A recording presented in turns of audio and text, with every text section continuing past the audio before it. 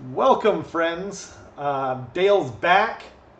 It's podcast time. We got Sean in the chat already. I didn't get a chance to say hello, Sean, because I was trying to figure out how to get everything set up properly. Welcome back, Dale. Hello, I am back from my adventures of being trapped on It's a Small World for 90 minutes. Yeah, I know. An experience. Yeah, I've been in the news twice in the same week, being connected to stories going on. So the first one was the It's a Small World thing did get on the news. It was on the global news and stuff because it was a pretty big deal. It was people were trapped on the ride, and we were some of the last people to get off. So we were on there for about 75 to 90 minutes. And some people thought it was in the queue. It was actually on the ride. We were stuck in the middle of Hawaii, and then we got brought out to Mexico. So you've got all the animatronic stuff going on and the music. Luckily, they cut the music after about half an hour. But it was just a ridiculous. God, I was going to say, yeah. You'd have to blow everyone out in straitjackets. My family were on a couple of boats around the corner from us because we got to the ride later than them. And they got off after about 35, 40 minutes. But they weren't there for the evacuation phase of it. So over the tannoy, after 40 minutes, we just heard this blah blah blah stuff. Please enter evacuation stage 3. And we're all sitting in this boat, and you're talking about people that don't know each other, families, kids. There's a pregnant woman on the boat behind us, and we're all sitting there going, "I'm sorry, did they just say evacuation stage 3?" And their evacuation stage 3 is a guy looking maybe about 22 with a really bad mustache, holding one of those hook duck stick things. Yeah. That was their and they were pulling boats backwards to get into certain areas. And it was just this is Disney. We pay hundreds of dollars per person to buy tickets to get into this. There's thousands of people in this park right now. And you're telling me your evacuation stage 3 is, the guy with the fishing rod. Guy with a stick. So anyway, we got to evacuation stage 3, which was 3 people with fishing rod sticks. Yeah, it was an experience. So we eventually got off. There was a whole thing, people were complaining and stuff. But for me, as someone that did facilities management as a job, the fact that their evacuation stage 4 took 90 minutes to get everyone off the ride was just what if there was a fire? What if there was a gun incident? What if there was a something? Yeah. It was just so ridiculous. I mean, can't you just walk out? No, so the problem, yes and no. So you're on a boat in water. Now the water technically isn't that deep. Right. And the ledges off the side into the area. Now, me and another guy in the thing were 6'1", and we were we could easily jump down there and just start carrying people down. Yeah. But the staff were constant, no, everyone stay in the boat, blah, blah, blah, constantly. And it's so what, if we get out of the boat, do we get kicked out of the park? If we stay in the boat, do we get stuck on the boat for another 40 minutes or something? It was just, That's insanity. Did they give you anything? So, this was the thing where we kind of complained, because they give you free tickets. The other group got 2, because they were on less time, where you can jump rides, essentially. It's cute. Now, technically, it sounds amazing. The only problem is, there's a caveat, it's only certain rides. So it's none of the premium rides.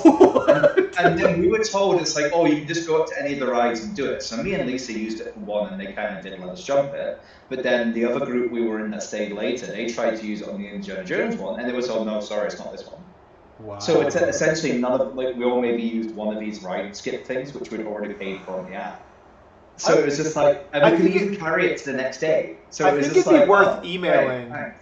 Oh yeah, we're gonna contact, because it was just ridiculous. Lisa wrote a whole blog thing we linked up on Twitter, which was hilarious, because after you've been sitting there for an amount of time and they cut the music, you start hearing all the animatronics squeaking because they're so old.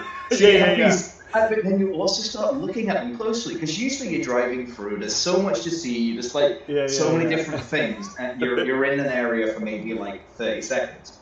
When you stop staring at the same things, one of the rabbits have teeth, human teeth. Yeah. So you have this animatronic rabbit going up and down this, squeaking away with these human teeth and these piercing eyes, just looking left and right. It's like Five Nights at Freddy's. All of a sudden. I was can I just get a Chucky doll and just stick it over on the side while we stop?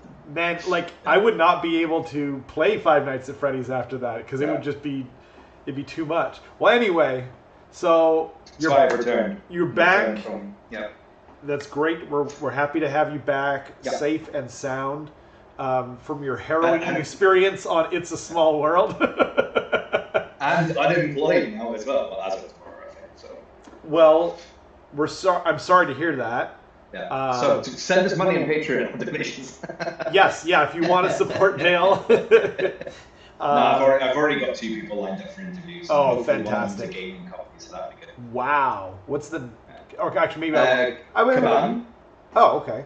Yeah. No, it's fine. Yeah, so Aritsu and Kaban, I'm in talks with them because they've, like, even before getting back and fixing my resume today, I'd already received some messages on LinkedIn. Wow. So hopefully something will come out of that, and I'll get to keep my severance, which would be awesome, because then I can spend it on Warhammer. Yes. Yes. Which awesome. Buy a whole new army. It's going to be brilliant. So we'll just to see. if you were, so we can kind of bring this back around to AoS. Yeah. If you were to buy a whole other army, what would it be? So I was about to say Nighthaunt, but I have actually just downloaded all from that Patreon I follow, Garmac, I think it is. Yeah. I just downloaded all the files to make a Nighthaunt printed army with my resin printer. Oh. So I'm going to be in the next week printing out a 3D printed Nighthaunt army. So you're doing Nighthaunt anyway, is what you're saying. Yeah. So I don't. If I was going to buy one, who would I do? If I didn't have to think about money. Yeah. I would. Oh. I think I would probably get the new Slave to Darkness. Oh, yeah. Because I was thinking Sylvanet, because I really do like Sylvanet. I just don't want to have to buy anything on those models. But then, the new Chaos stuff, like those Chaos Warriors, that hero, even if he's not great, that model, the guy on the horse that we saw, is just such a cool model in my feelings. I think. That's why... I don't have a Chaos Army, so... Oh, hey, yeah. So my first Destruction army was Cruel Boys. Oh, yeah. Like, I always wanted to play Destruction, right? But like, just things didn't line up. Actually, I bought Gloomspite Gits. I bought all spiders back in the day, and then I sold it because like I wasn't gonna use it at the time, and I regretted it. But now I'm back. And then I actually got Iron Jaws at the very start of the pandemic.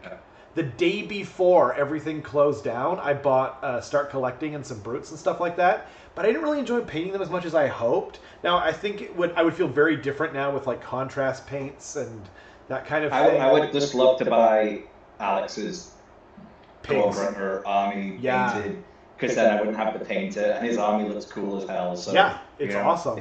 Alex, if I get this payout and a new job, and if you're interested in starting a Warhammer, he's not. That's his favorite army. Yeah. Because again, it's like Iron Jaws would be a fun army, like that kind of like hyper aggressive, just YOLO full aggressive. Oh army. yeah. I mean, he's got like $1,000 just in pigs, I think. Yeah. Right? Oh yeah, those things. No, like they're chunky models. Yeah, he's got like I think they're $100 for 3. Yeah, I watched your game with him. It was fun. Yeah, that was a man. Both of those armies they're not the most defensive, but they're both like pretty good on the damage side of things. So that was a fun one. Oh, jeez. I meant to have the rumor engine up, but I was preparing the other stuff. Oh, yeah. Whoops. Have you got the rumor engine in? I do now. I'll give you an opportunity to say... That's... So 2 things pop to mind. One is the outside of it is very... what's his name? Seraphon. Yeah. But it's also very kind of like Necron Tur, not the Necrons, but like the Necron god things. The Catan or Satana, so it could be that. The other thing it could be as well is like a war shrine, center of a war shrine. This is my guess. Yeah. It's very cool. I like it. Yeah, I think it's certainly Seraphon because like the teeth, like it looks stone. Yeah. As opposed to metal. Now that could just be the painting, but I painted a lot of Seraphon in my day. And it looks very Aztec-y Seraphon. The chip in the top left corner looks like it's a stone chip as well. There's like a slice in the rim. Exactly. It could be cool. It could be Catan, but I would bet my bottom dollar on Seraphon for sure. The if I was ball going looks to very guess, much like the Gemnids. yeah, it does. It also looks like the. It actually kind of looks like the Skaven Master Clan ball that he holds. His Scryer That'd be orb. weird to release something Skaven after we. It's not. It's not. But like the outside of it is super. That's the most Seraphon part about it. The middle part could be Necron or either, but I don't think. So my guess. I think it's more Age of Sigmar. Definitely. Oh, I think so. So my guess is endless spells for Seraphon. Now, who knows? But if I've got to guess, no, they don't deserve them. They need them. I like they don't need them, but like their allegiance. I mean, they don't need them. Excuse me. But what I was trying to say was their allegiance abilities have a lot to do with endless spells, and so that's kind of gone away with the change to how endless spells work. And they gave them the White Dwarf update, but like the most magical army ever should have endless spells, really. Yeah. So that's my guess. But yeah, so should we move on? Actually, so first of all, I mean, you just got back. What was it, yesterday? Yeah, I have done nothing in the hobbies Yeah. I've literally not even looked at stuff for the game that I'm going to do with Eric and pulled it out. So yeah, I need to do that this weekend and get started. So I've got a box with. I was going to do it just now, but it's too warm. I can't be bothered. But I had both of my cauldrons of blood in the last couple of weeks before my vacation. Have been damaged from playing games. Just as you do, like the Avatar got knocked off one and the crew got, so they need repairing. Yeah, I think you need a Magna Rack. No, well, I've got a Magma Rack now. It's just the fact of like when I was playing them on the table, like one got knocked and then it got it's it's like these models. I mean, anything Elven. Elven. Doors of Cain, they know just stuff breaks all the time. Anything Elven. There's nothing that's not that's Elven that isn't super spindly. Yeah. So, but I'm also gonna have my new painted one before the Emerald City Open 2. When's that? I want to say August. Last weekend of the month. It's in near Seattle at Pulliup. Cool. Whatever it's called. It's Plymouth Sound or something, right? Yeah. Or Puyallup. Is that what it was? Puyallup. That's it. Yeah. Cool. That's an area in Washington. Yeah. Yeah. So. So me and Matthias are going down to a tournament now. So I'll be taking my Dr. Kane. I just don't know which version. It's either going to be the 4 avatars of the cauldron for 5 avatars, or it's going to be the snakes. And Matthias, I assume, and Hope is playing his rats. He's using his Skaven, yeah. Yeah, I would think so. I've not seen what he's really running right now. Well, so. I haven't either. I think it's mostly he's running Skaven, but I know that the FAQ put a major, chip into his plans. Did it? What was the FAQ for it? Well, the FAQs came out while I was away, so I missed them. The FAQs came out, and it really. The same as the Dr. King one, it just didn't answer the questions you really wanted to ask. No, and then it answered some stupid ones which just didn't help. I mean, that's in every Skaven. But no, it was the Skaven book, it's great. It's fine, right? It's fine. Mm-hmm. But it's such a copy-paste job that it's like there are parts of it where it's like they didn't even update the language in it. So speaking of FAQs, well, here, but before you go on to that, okay. So the thing that they changed about it was like it was exactly what Haywo said, where he was like, "Oh, fun detected," right? So you could take it didn't say unmodified on the take the first charge roll. Yeah. So people were able to add 3 to it with a Master Molder and then use that across the army. So you needed 3 Master Clan units, right? And you needed Molder units, you needed a Master Molder. You needed all these things just to make this fun thing happen. And they're like, nope, that's not allowed. There's a bunch of stuff in there, like the Grey Seer's 3d6 roll is still unmodified. It's just boggles the mind. They even made it a new paragraph. I'm not going to keep complaining, but it feels like the book and the FAQs are written by different people. It feels like they don't even know what the intention was for the book. So it's disappointing because, it's some of the really fun bits in there that wasn't copy pasted is okay, now you can't do that. So I don't know that Matthias is still going to run them, but Anyway, you were going to say about... Oh, so yeah, the Daughter of King FAQ was updated, not to add in the stuff about the attack on death and stuff like that. Okay. But they remember how I said there was like a gap, and then they had some of the war scrolls where it's kind of like they just reverted them back again. Yeah. That's now been deleted off. So whoever's doing their FAQs or something is basically doing just copy and paste jobs from something and then not checking all the stuff. So they, for instance, they reverted back to the old Blood Viper scroll, even though it got a new one in the book.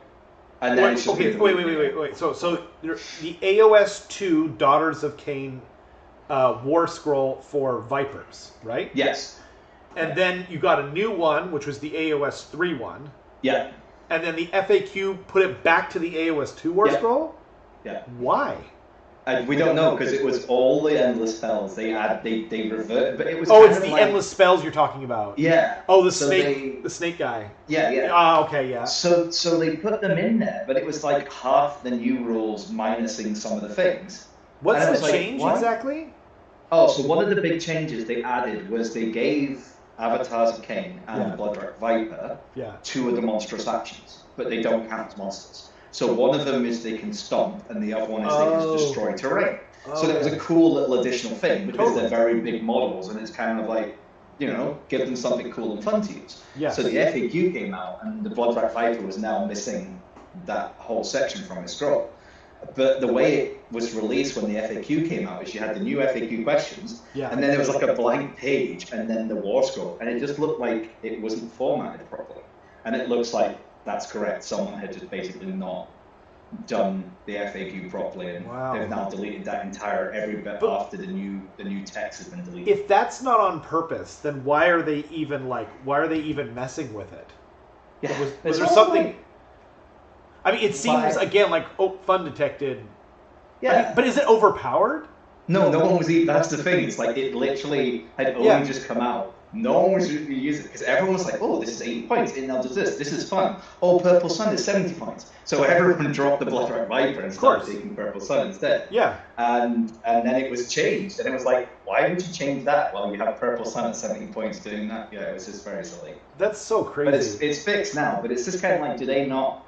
Do people not check it was fixed. It got it back to the AoS. Yeah, so basically they've deleted the entire FAQ after the new text. So where there's that blank space and then the other stuff, everything is now deleted. It's just that text. Yeah, it feels very slapdash, doesn't it? Yeah. Well, yeah, it's just kind of like if you knew this was a mistake, why wasn't it fixed that day? It doesn't take much to go to a PDF, edit it, and re-upload it. It's probably done through some weird committee thing. Maybe. Where they have to reapply through but it goes to the whole company thing of stuff. The people that are doing the FAQs are not the people writing the books. No, they're not. I guess the people who write the books are working on the new books. But here's an idea. Just have one person assemble the information, go through, figure out what needs to be looked at. Right? Someone who understands it. And then just, how long would it take? You could have, a 5-minute conversation with the person who wrote the book. They're going to know, right? What do you think? Here, boop, boop. And then you write it down, you take notes, and then you put it out. Now we have things like Zoom and stuff so used every day. Yeah, it's all you do is for 2 weeks, you get your customer care department to take FAQ questions. Yeah. They take those FAQ questions, put them in a spreadsheet of the most stats down to least stats. Yeah. And then you sit on a Skype FAQ Zoom call meeting with the book designers and the play testers for 2 minutes, 5 minutes per question for half an hour, do each one. And then we wouldn't have these problems. In the spreadsheet, you write your answer, and then you have your person then go and format that into an FAQ sheet. Yeah. And then within 4 weeks total from the books coming out, you have a complete thing done by the persons, the people, the play testers, and the book writers, instead of Brian from FAQ Answers doing. Oh, I think it's this. I think it's this. Yeah. It's like we're back to sorry, the whole disaster with the thing you had with the Ideneth guy, where it's like, if this is plus on top of this, does this happen? And it's like, no, it doesn't. And how much of a cluster mess, PG version, that caused. It and then suddenly exploded that's out. deleted again. Yeah. And that was like, and the best thing ever was Halo's response to that. Yeah. You know, like, if the Achillean King has the arcane tome and blah, blah, blah, blah, and he's just like, does this do it, whatever, it explodes out. He's like, no one asked. No one cared. Yeah. Like, this did not matter. It was This is why you should have a priority order of how many times a question's asked. Yeah. And then you try and get those done. And then if you don't get to the one that's been asked one time, that's not the end of the world. You've got the questions that people really need to know. You just need I have a lot of this going on today. Nice. And Vogue. I mean, you just need someone who plays the army, or plays, you know, like if you had like me and you and Eric, like for the entire team, we would probably have every army between us. So we have a fund. So for the Pacific Northwest, they have a FAQ team. So they have one representative for each of the Pacific Northwest regions. And when there's an FAQ that comes up that's not in the FAQs, what they do is they put up the things, they put some pros and cons for the situation, and then the regions vote on it, and then however many people vote, that's amazing. if it's yes or no, then that becomes in the FAQ. How do you vote? So basically, actually, I'm on it. You have to be on this like council. Yeah, you have to be on the council. So I think there's like 7 people. Or there's like one from each of the regions or something. Neat. So it's like Matt Beasley's one of them, things like this. So people that actually represent their region. So I represent it for BC, and then it just gives you the ability to like have an FAQ which they're not going to answer for a long time or whatever. That will come up in tournaments, and it's like, hey, this is not what's going on for every tournament, but for our local Pacific Northwest region, these are the ones that are additional. So we tag them on a tournament. Totally. Did you see Sean's question there? Yeah. He asked, how do giants work in the battle plan? Yeah, exactly. Yeah. Like that's a great question. I wonder if that one's come up in the thing. Yeah. I mean, so and I'm assuming. Thanks so much. So Kyle just said some really kind words in the chat. Really appreciate it, Kyle. Welcome to the live chat. If you have a question for us, or if anything you want to kind of, throw out into the ether there, you're welcome to do it. But when Sean is asking how do giants work with the battle plan, where the board itself is the objective, he's referring to the I believe it's the Kraken Eater's ability to kick objectives around. Yeah, like that's a fantastic question, one that is not answered, and like surely we all kind of have our opinion, and a lot of our opinion is based around whether or not we play the army, right? But that, yeah, exactly, right? But like it needs to be answered, and a lot of the time ask your TO will suffice. Like in this particular case, I think ask your TO is a great solution to that. But it's not cut and dry, certainly, and it should be. Here we go. That's objective per turn. So we have some of the ones that we voted on. Yeah. Were one was abilities that move a wound but cannot negate it. It can be separately from ward saves. Oh. Things like this. So it's like one of them was only one Kraken Eater can kick an objective per turn. So that was a voted. Oh, okay. So that was a 4-1 yes. Only one Kraken Eater can kick an objective per turn. I don't know if that's been changed in anything used, but these are just how like the specific YS ones have. Right. Yeah. I mean. So there's like they kind of like people can submit them via a thing, and then they do a whole pros and cons, like, this is why it should work, and this is why it doesn't work. That's an elegant solution, though, giving the pros and cons, and like, if you have to, I think it's like a great way. Now, do the person who brings up the question has to give the pros and cons, or do people? No, everyone can weigh in on it. Yeah, everyone can weigh in on it. So it's like, if you have a whole thing of like people can just write up. So it's like, but in rules, blah blah blah, you have this, and then this is a previous situation, or this is another FAQ that has been ruled this way. Yeah. So it's an interesting way of doing it. But yeah, the whole FAQ thing just seems to be like complete. They haven't nailed it down. Mess. AoS 3 is awesome. It's in a fantastic spot, but they haven't nailed down the FAQs yet, and so hopefully they'll kind of get to that as we go along. Do they kick the board quarter? Yeah, exactly, right? I don't think they do. I don't know what the word I don't is, think you but could. it's kind of like, I don't think you could, because like imagine like having the quarter, right? And So you're like, it's- I want to kick my- it on this at this angle. So you're like, okay, how far away? Like you'd have to do advanced math to figure that out. Yeah, it's also like you have to be within 1 inch of the objective, and you cannot be with 1 inch of the whole objective. Yeah, yeah. So that would be kind of figuring on it. I like Kyle's. It's it's fine. Kyle's saying you play around the world with the objectives. The Sean, Kraken. I would discuss it with your parent before the game and see if they have a clue what you're talking about, and if they don't, just be like, it's okay, we'll just play it as it is. Yeah, yeah.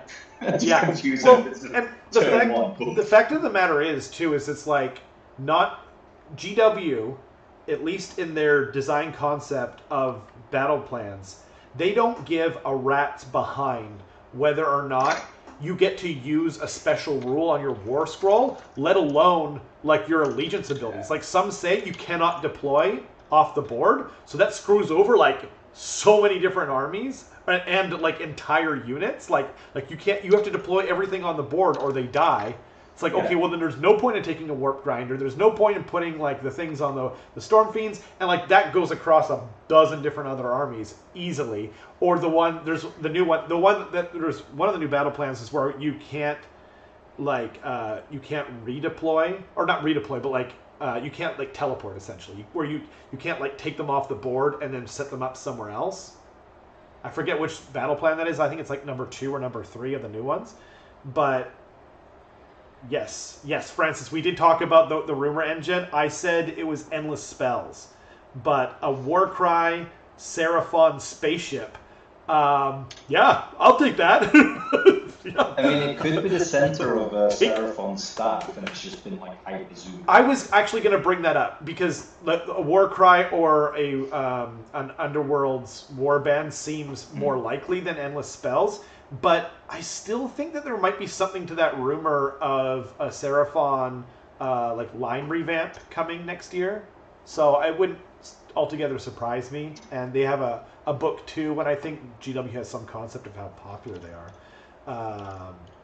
Heavy Canary Daughters listen completely shut down. Yeah. So Kyle was saying he had a game of Stormcast versus Canary. Because Canary have to drop down before they have to drop the turn 3. Yeah. Anyway, yeah, and then Stormcast get to deploy in the clouds unless they have a Stormkeep. So it's like you just don't get those allegiance abilities. And Nighthaunt, that's part of their allegiance abilities, or teleporting around is part of their allegiance abilities. So like, I mean, I'm not saying that I like it. But like they clearly, GW was just like, oh, we don't care if you don't get to use things in certain battle plans. What? Wait. Okay, sorry, I have to stop everything because Francis just said they've confirmed the new Warcry stuff is set in a Seraphon crashed.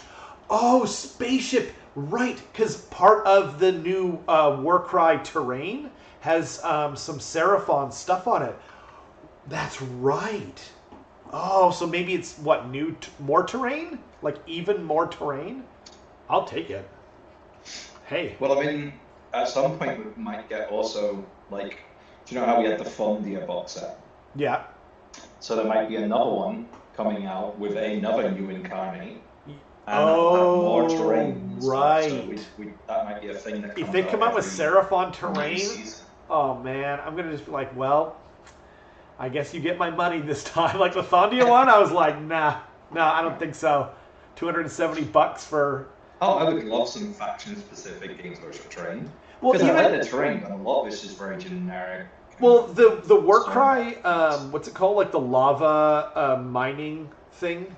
Mm-hmm. That was very like Slaves to Darkness, right? And so I could see them doing something. It's like it's not exactly faction terrain, but it's like adjacent. Yeah, I'd be super down for that.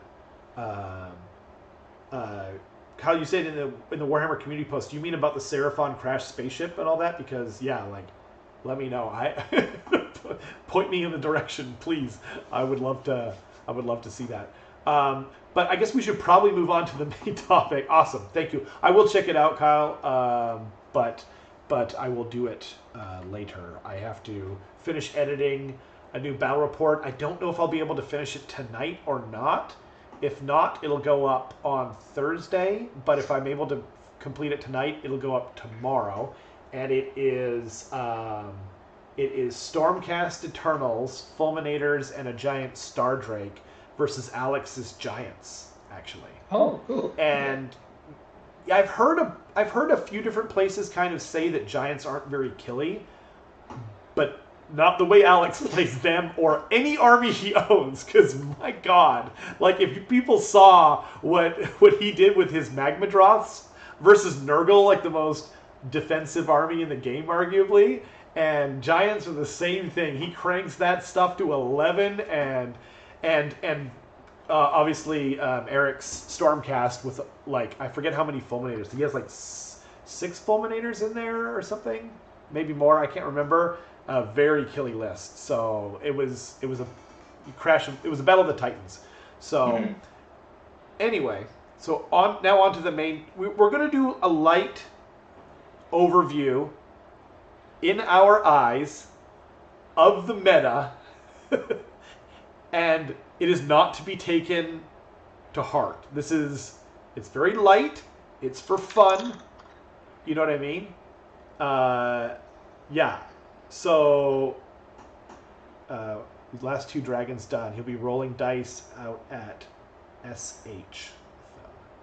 What's SH? Stronghold? Oh! Could be Stronghold. Best of luck. They are super fun. Dragons are awesome. So, we're going to do a light overview of the meta. You know, what would you say, Dale? How would you preface this? I don't want it to be taken too seriously because we don't play every army. We played against them. We play against all of the armies, right? But I mean, it's. Wait a sec. Is Sean? Quick question. Is Sean Fluke Skywalker on Discord? Are you Fluke Skywalker, Sean? Because if he is, he's the guy who has those. Remember the Stormcast, the bases? Oh, I bet you anything it's him. Oh, it is. It is. Your stuff is so cool. It's like, amazing. The lightning effects on it. Like, yes. We'll have to put them up sometime. But the lightning effects on the dragon wings. Those sky bases are so cool.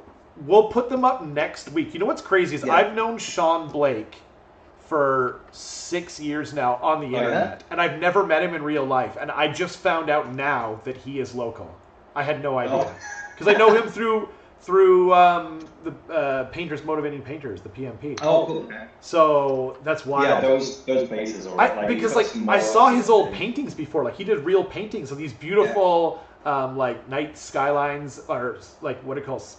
Anyway, I'm not going to do it justice anyway. He's a block from Metrotown. That's crazy. Oh, hey, so I'm like 2 minutes from Magic Stronghold, so you should totally come over for it sometime. That's amazing. Yeah, take pictures, and if it's okay with him, we'll show it on the channel. Yeah, that would be amazing. Okay, so yes, main bit. So we're just going to chat about how we feel a lot, like from what we've been seeing. I've got AoS Coach up on Twitter right now, just because there's some results from recent events and stuff. And yeah, we're just going to kind of like talk about each faction. Yes. And how some of the armies are doing in the current meta. That sounds great. So if it's okay, I'm just gonna. I brought them up. I brought up the website because I thought it was the easiest way of going to each book essentially. Mm-hmm. So the first one up, which people will know if they at the beginning because I forgot to switch it back, is Cities of Sigmar. So in my opinion. So no. Wait. First of all, do we play the army? Let's just. I have the Cities of Sigmar book. Yeah. I entertained playing a Phoenix Guard Hollow Heart list for a while because I did have like 60 odd Phoenix Guard and stuff like this. Yeah. But I just didn't get into it, so I still have all the stuff for it. I played against them a lot. There's other things I prefer playing than Cities. Funny enough, you prefer playing your bottom tier gits for some reason. True. It's true. Totally. They're much more fun than just like, I love these old models and I love the army ranges, but it's just like, I may or may not have ordered the Gobapalooza a couple of days ago. So I still have mine in shrink wrap because I'm waiting for a time so I can actually be bothered to paint them because they're just, they're so cool. The models are amazing. So much character, they just need to be worked. Okay, so I don't play Cities of Sigmar, but I play against it on the regular with our good friend of the channel, Andy Selwood, who was on last week's. He plays Living City, and he plays Tempest's Eye. So if you look back at LVO this year, Living Cities won LVO with a kind of mix of having like 4 dragons, 4 fulminators, and then just shooting stuff, and that was it. And that was the dragons at the height of their power. It should be noted. It was also before, now obviously since then we've had a new Jones handbook, but the biggest hit with that was they changed the Living City rule, where before you could basically shoot and then advance 6 inches, I think it was, so you could get yourself closer to your enemy and then charge. And now they kind of changed that. Or you could run away. Yeah, but a lot of the time it was abused, so people would kind of move something big on so they could get a sneaky charge in or something. Yeah. But now it's gone. You can't do that anymore because they changed it. Yeah. So and dragons can no longer just move for free in the hero phase. Yeah. I've not seen them being played or doing like. I'm looking at some. I think this is a hard one. 10 results from recent events. I don't know if they've just taken a back seat. I think for that's other it. Armies. Because so the problem with new endless spells, Hollow Heart should be good. Yeah. Like man, yes. Yeah, interesting. I think the problem is like we've had so much new stuff, so many new books, and Cities of Sigmar is not one of them. But like I think Cities of Sigmar has the biggest range of war scrolls of any army, right? Maybe Stormcast, but maybe now. Yeah, Stormcast a ridiculous amount, but cities have a huge. I mean, Skaven have a huge amount too, but cities they're like 3 or 4 old armies essentially. And it's the number of allies they can have as well. Yeah, there's allies, and they can take in Stormcast. So like, I think so. So Kyle's saying he thinks Living City is still a competitor.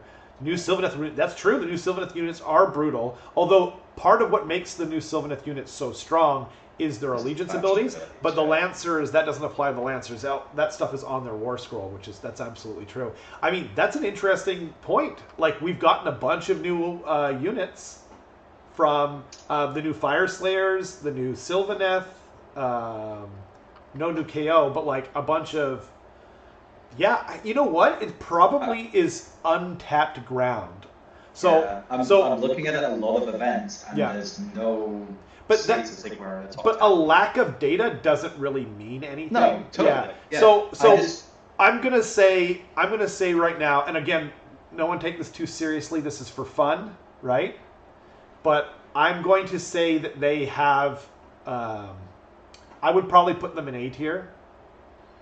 I'd say maybe A minus. A minus, yeah, that's fair. A minus, but it's very unexplored, I think.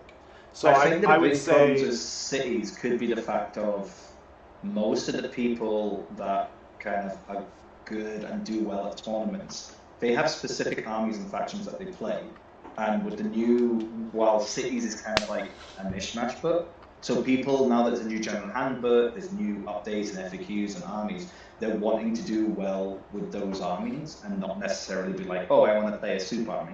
Yeah, exactly. So we'll call it A minus for now. Yeah. you know, and with a lot of potential possibly. And again, we could be wrong. This is for fun. So, oh dear. Then why isn't this page? Okay. Okay. What's the next one? The next one is Page not working. Daughters of Cain. Whoops. Okay. No. So, Daughters of Cain. Yes. Brilliant army book. Yes. They lost a lot of their defensive power, so I have dry skin on my nose, which I keep scratching it.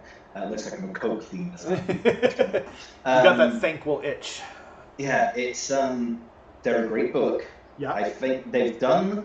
There's been a couple of first place. Oh, actually, so first of all, Dale, you played the army. Yes. It's your main army. The army again. Yeah, and it's your main army. I do not play the army, but I play you on the regular and other people. So yeah, okay. But you're obviously going to be our main expert on Daughters. So every unit in the book, apart from Life Takers, are viable. Cool. Even the guys on the horses. Yeah, they're still. You can still do stuff with them. They can make a good screen because you can just take 5 of them and just do them in a long line, and they can take up some room and they still get the ward saves and stuff like this. Are they battle line? No. Okay, so you couldn't. Okay, cool. Yeah, but they're 140 points and they're a caster, so again, if you just want them as a mobile caster in your army, it's kind of better that they're not battle lines. It's kind of better that they're not, because then they don't take extra damage. Yeah. And the 2 wounds, they've got I think it's like a 5 up 6+ now. Okay. But with the cauldron buff, it's a 4 up, so they can be a little blocker. And again, because they're on the oval bases, you can put them in a conga line and just use them as a screen. Yep. You need a 5. Perfect. But yeah, they're okay. Life Takers, you just heart renders are 5 points more, and you just always take them over Life Takers. There's no point taking them. That's fair. The book is great. I just think we need to see more people moving away from Marathi, because I've seen. So recently there was a Marathi and Gotrek list that did well in Texas, and then Gavin Gregor just won an event the weekend with Marathi, 15 bow snakes and 10 combat snakes, which is kind of like the old book, but he's a good player, so I wouldn't take that as being a thing. But I've seen a lot of events in Toronto, in Pennsylvania, in Pacific Northwest, where a lot of the Daughters of Cain players are only going 3 and 2, and I think that's because they suffer from 2 things. So one is people are getting more used to Marathi, and how to cope with Marathi. The second one is the fact of, if you go like Xantha Kai, the Cobra Kai, pretty much all your snakes are battle. Yeah. Which, if you're against bounty hunters, that hurts. Yeah, it hurts. And if you go one of the other ones and you're taking the snakes, you're not getting the benefits from Cobra Kai, the attack on death. And again, our witch elves, a lot of our we only have so many units. We're not an army with tons of units, and most of our stuff is going to be battle line. Especially if you're taking Marathi. Yeah. And witches are always battle line, right? Yeah. So they suffer a bit from that. But generally they're in a very good spot. I don't think I think definitely an A+, but I do think there are better armies. But that's not to say they're not a very good army. They're a great army. Yeah. I just think there's a couple, especially in the hands of good players, there's a couple of defections that will come to which just have some more tools that are quite good against them. Yeah, that's fair. Okay. I think the biggest thing that goes in Daughters' favor is people not playing them much. So you'll go to a lot of regions, there's not many Daughters of Cain players. So you'll actually find that a lot of people will play against you and they don't know how to play against Daughters of Cain. So you can give them a good intro, but they don't really know what they're facing. That's true. It's one of those armies. Now, I would never say to someone, don't collect an army as your first army, because of any reason, essentially. But if people are like, well, I really like Daughters, but I also really like this faction equally, I would steer them away from Daughters just because they're expensive, they're hard to paint, there's a lot of models to paint, and they break easily. I wasn't even going to say that. And they're not an easy army to play as your first army. Because even if you go Marathi, you could easily lose her. Yeah. And then you're down. Yeah, if you don't know what you're doing, for sure. Yeah, that's true. So, okay. Well... So A+, I'd say. A+, I think that's fair. Yeah. I think time will tell as we kind of go along. There's a couple of groups that we'll talk about which are good against. Okay, so now we're going to move down to Fire Slayers. So, from the hop, neither one of us play this army, but our good friend of the channel, Alex Butler, is an expert at Fire Slayers, especially with monster Fire Slayers. He's a big fan of monsters in general, anything that hits really hard, and man, these things can kill. Like, wow. But I don't think that looking at tournaments is going to help us with Fire Slayers, because I think, and I could be wrong, but it appears that they are the least popular army in the game. Yeah, so pretty much from what I've seen, apart from the US big winner, Bill Souza, who's like one of the big US team players, who's currently won 2 tournaments with Fire Slayers, no one else seems to be doing that well with Fire Slayers. Them, yeah. Or even, as you said, playing them. They are probably, I think there's more Gits players currently playing than Fire Slayers. There's more people trying to have fun. Yeah. Just don't get me wrong, like the Magma Droth army, like Alex was running. Alex is awesome. Super heavy and an awesome army. Yeah. But I don't think I've seen that outside Alex playing. Well, the problem too, he played it locally and he was destroying. Because it's just so killy and it's reasonably fast. And when you kill them, you die back because of the lava blood or whatever it's called. But the problem is first of all, they have like no sculpts, right?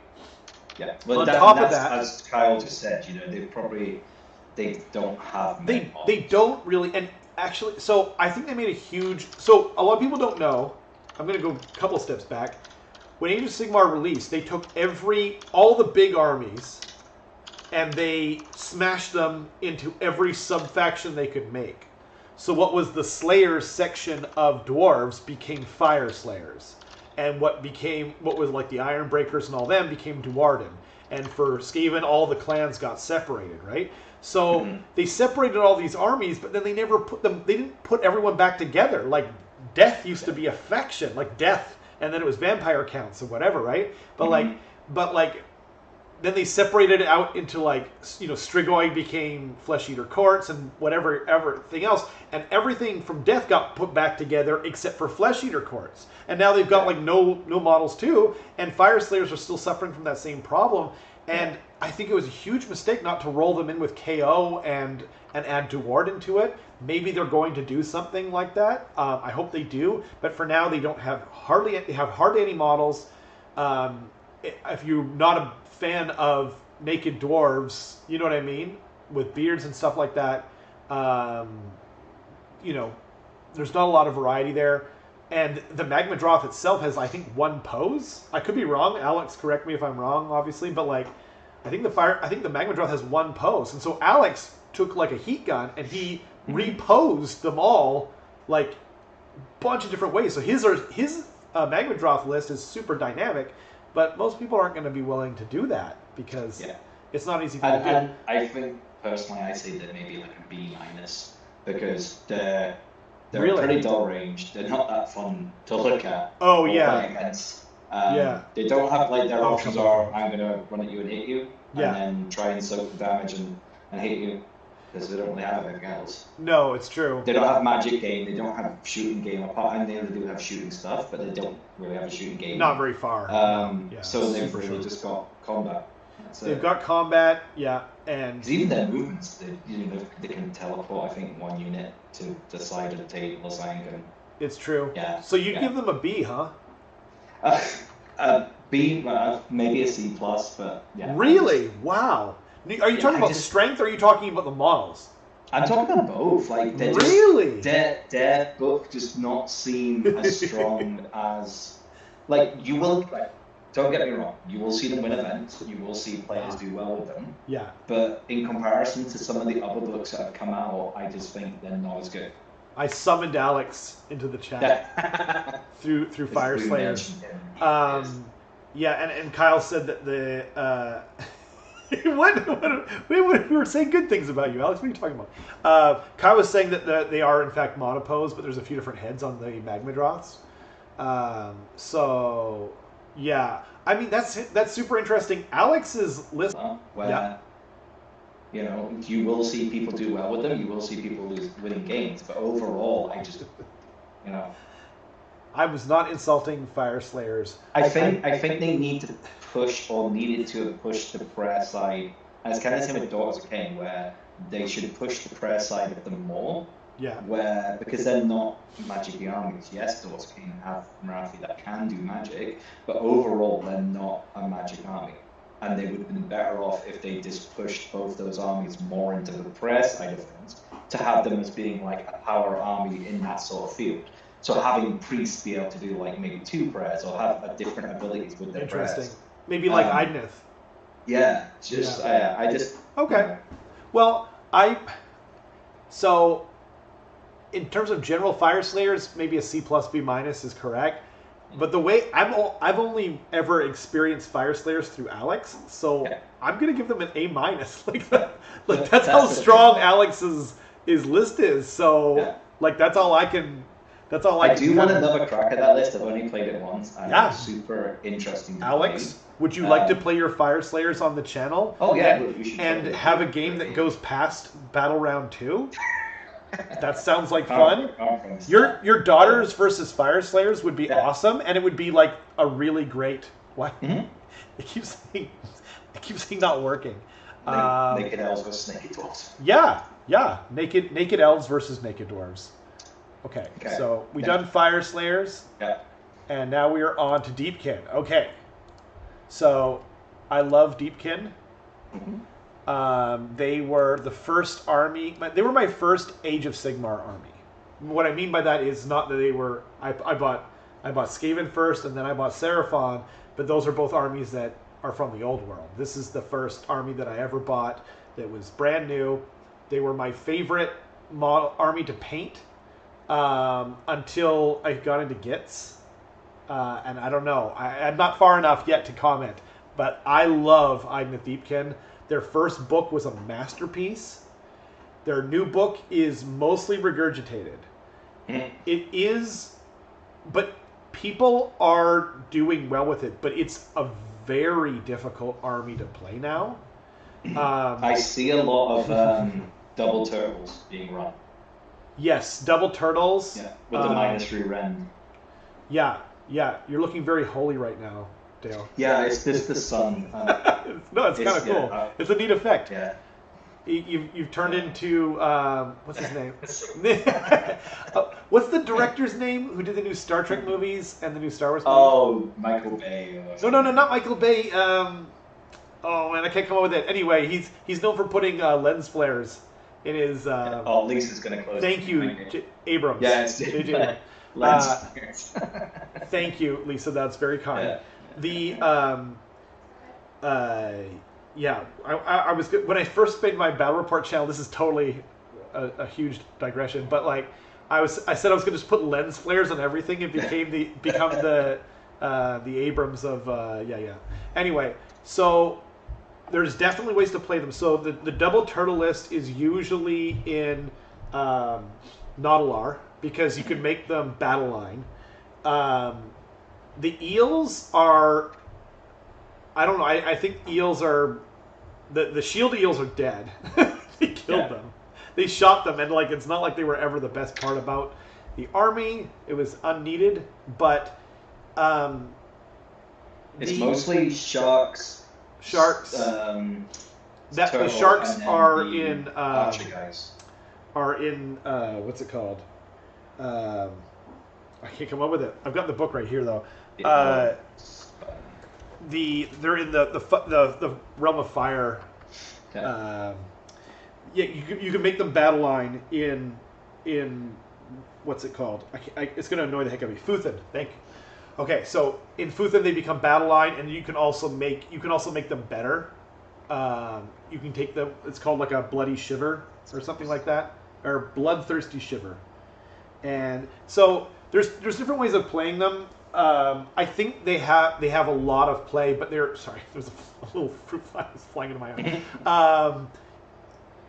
I think they're strong,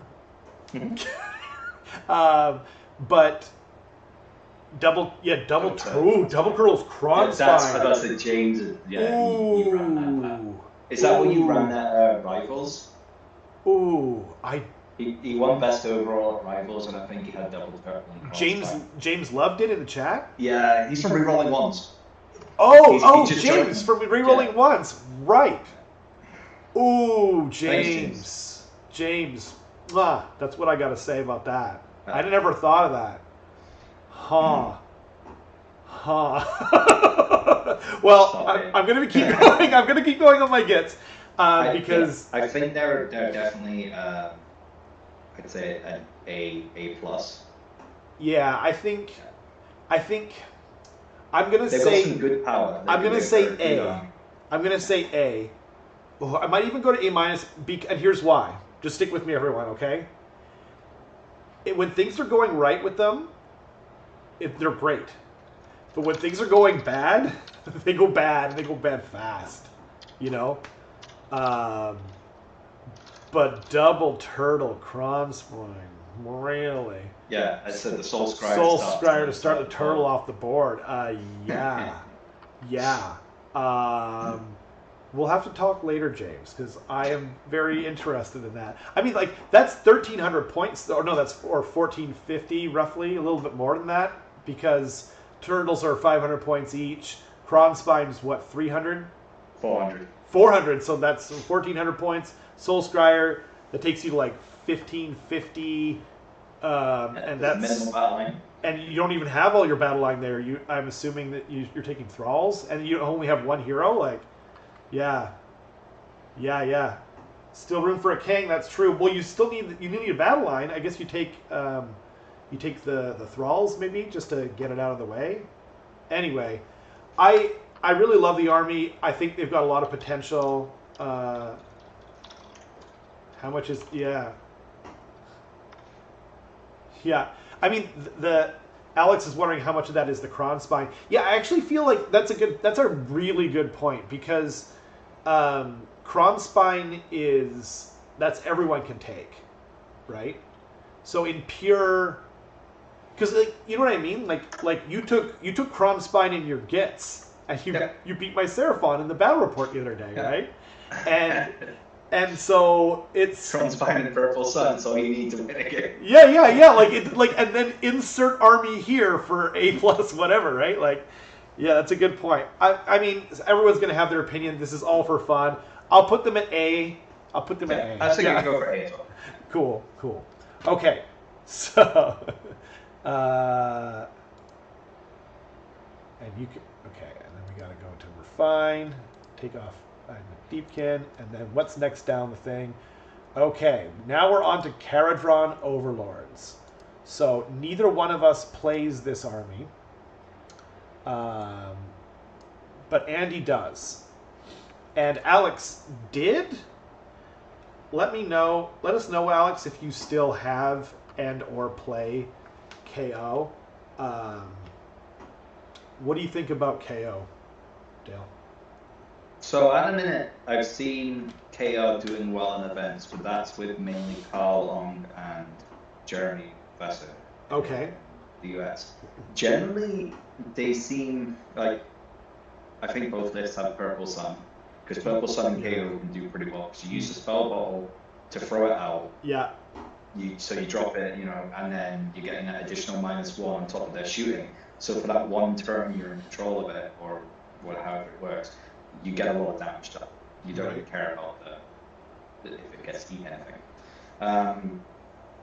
I've played against them, I think 4 times now. Okay. And I've never had them be a threat. Yeah. Which is strange, because Dogs King don't usually do well against them. But I suppose one of those games was with Gits as well, with Krokens. And they do not like Krokens. No. Because they don't have red. That's the problem. Yeah, I think they need. Have you played against them? Because I think before they could auto cast an endless spell, They still count as ship spanning the ball. Okay, so then... Yeah. So, like, that's such a good ability to not be able to unbind it, so it's out there for a turn. Yeah. You know, you teleport down, you throw it out in front of whoever, techless, and then you shoot them off the board. Possibly insta-kill them with the ones. Now, I mean, purple's, like, so... I did just say that, like, every army gets better with Purple Sun and or Krogspine, but some armies interact with certain things better than others. And being able to auto-cast without the ability to unbind something... yeah, because it's an 8 as well. So it's an like 8. Hard cast, no? Yeah. Well, and I mean, like, if you're up against techless, Yeah. you know, normally he can just say, no. Right? So, or Croak, or any of the Doms. Thankful now is a Dom. Yeah. He can be up to +4. And as James says, like they get to make flying units half movement. Wow. But also a lot of their shooting, I think, gets rerolls against flying units. I think So their book is really cool. yeah. Like Super Johnny, you know what I mean? Like Ultra, like See the Matrix, right? But they're a hard army They to also play. have one of the cheapest battle lines because Argonaut Company is like 90 points for 10. That's so I awesome. think it is, which is so cheap, and I think Yeah. there are 4 armor saves as well. That's amazing. So you can have like 30 of them with the council double for costs 3 per model for objectives, just sitting on objectives, and it's like Yeah, not that many points. it's true. Kyle's asking, do Seraphon still have the ability to control endless spells? So, Bound. yeah, they're... well, because it used to be that they could... Well, there's 2 things there. So, first of all, the Slann has the ability to bind an endless spell to them. I don't know how that works anymore. It used... Because endless spells used to just be a thing. Like, and now the whole rules for that have changed.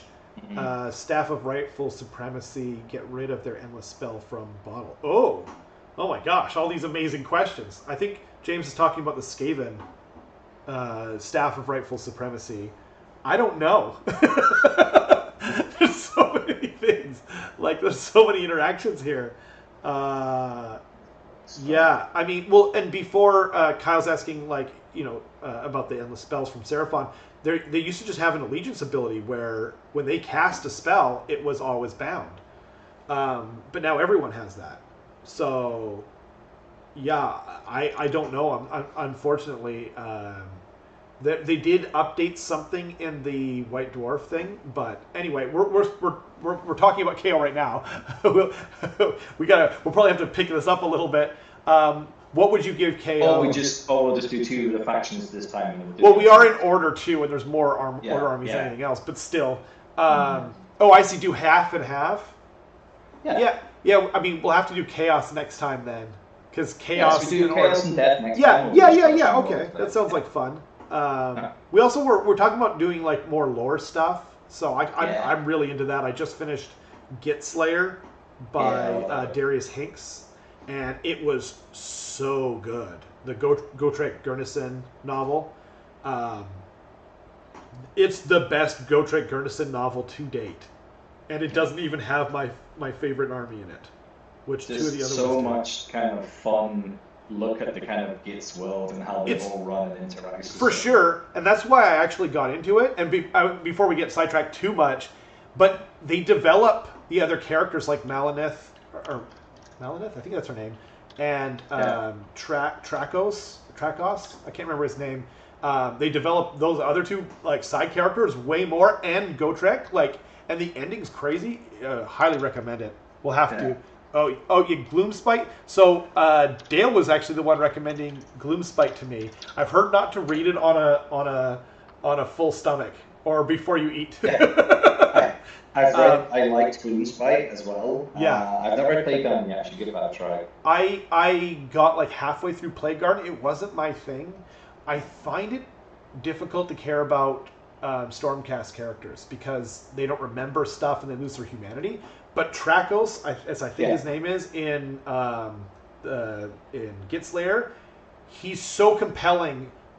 He manages to make that work so well. Anyway, maybe next week we'll do like a lore one, or maybe we'll do the other half of this. Okay, so what would you give KO while I'm switching the page? I'd probably say an A-, B+. A-, really? Huh. I would have said B, but like I'm hardly... I think they've got a lot of movement shenanigans and the shooting. They don't have any more wound output really. They do have that. Phosphorus bombs. Yes. And their end without, like, again, Purple Sun's a big multiplier for them. Being able to pop that Purple Sun with the bottle and just get that turn, just being able to churn out that damage. Huge multiplier for sure. Especially if they get the double, is even more. So reading any shooting with the double, right? The staff of rifle supremacy, just because someone brought this up. Yeah. So you subtract 1 from casting rolls for enemy wizards within 13 of the bearer. It's 13. In addition, once per battle, in your hero phase, when a friendly unit attempts to dispel the endless spell that is within 13 of the bearer, the endless spell is on. Yeah, so basically, the turn in which you use the bottle, it can't be dispelled. But on your turn, you can then dispel it. Oh, I see. That's the question. So the staff of rifle supremacy in your turn can instantly dispel person if it's come from the spell bottle. You just can't use it when it's cast. So Teclis can't cast it when it comes out, but in his turn, if he gets that ability, he can dispel it. Nice. Okay. Or he can just dispel it normally. It's just in the turn you use it. Yeah, that makes sense. It's like anything that gets overcast. Like Teclis can autocast something. You can't unbind it that turn, but then the next turn you can. Yeah. Or when the Grey Seer rolls 3 dice, if he gets a 13, he blows up and the dice automatically goes off, but then in the next turn you can unbind it. Yeah. Okay, so we're on to Luminesce Realm Lords. The most boring book in the Order faction. The most hated book in all of Sigmar. Hated book just because they kept getting books. They just no, it's not that. It's just they keep making these annoying rules, right? Yeah. Like now. So, boo Elves. I like Elves overall. When 3.0 came out, I just didn't see Luminesce. I did not see Luminesce anywhere. They just weren't being used. Kyle says they're about to have a third book. Changing. It's true. They are about to have another book, yeah. Yeah. It's 3 books. 3 books in between Gloomspite gets 1 and 2. So, Luminesce Realm Lords. I play Luminesce. I do have Luminesce Realm Lords. I play them on occasion. But you don't play Sentinels. You don't play Teclis. You don't play. No, I have used Runaway Kangaroos. Yeah. No. Yeah. All the foxes. You don't play any of the obnoxious stuff. Yeah. You play a very fun Lions of Crace inspired. Yeah. What's it called? What are they? What's the cow faction? Or Ymetra. Ymetra list. 4 books. Sean's right. Technically 4 books because there was there was the book that came out as like an add-on. Yeah, that's true. Broken Realms Teclis. That is so crazy. No. He's talking about like when they got a book 2. There was like a book that you could buy that was like, okay, if you already have book 1, you can add this on, or you can buy book 2, which has everything in it. I think. Yeah.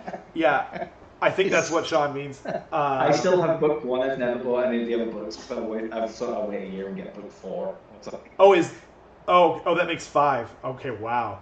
Yeah, Teclis. There is Teclis Broken Realms as well, so that's true. So I guess 5. Wow, that's too many books. That's Stormcast level of books. I don't know if I've ever talked about this, but at one point, I'm still tempted to do it. I just haven't had the time. Yeah. I was going to make a Teclis mod. But it was basically going to be, I don't know if you've ever seen the internet cartoon, but Trogdor, the Burminator. Yes. So I've got one of those old High Elf dragons that look like the spiral kind of serpent Trogdor. So I was going to put big googly eyes on it. I got an incredible Hulk toy, so I was going to cut the arm off that and stick it on, so we had the big muscly arm. Yeah. And then I was going to use the old metal Teclis models on the bases, so it's going to be kind of like the spirit of Teclis. Totally. And then that was going to be my Teclis. So it was going to be Teclis Trogdor. You know Jason from Warp Dice? Yeah. He did a metal Teclis with I think it's the Emperor Dragon from Creature Caster. Could be wrong. Sorry if I'm wrong, Jason. It looks fantastic though. I've got that as well, and I'm thinking about. I'm either going to make that dragon into a Manfred, using the Warband guy who looks like Manfred, or maybe make it, maybe use it for fantasy. What else? But we'll see. So, what are your thoughts on Luminesce? I think Luminesce probably an A. They're a solid army. They have shooting, they have magic, they have combat. Yeah. They just really are not fun to play or really play against. Yeah, I particularly the latter. I'm not excited to play them when I play them. I would love to. I would love to be more excited to play them, especially with giant cows. It's just meh. Like, yeah. I enjoy them as much as it's like my least enjoyable games are usually with them. Just because it's like, I think the army's pretty enough, and I like my models, I did for them and stuff. I just find it boring. Nice. James has the old Manfred on horse. That model's actually awesome. Yeah.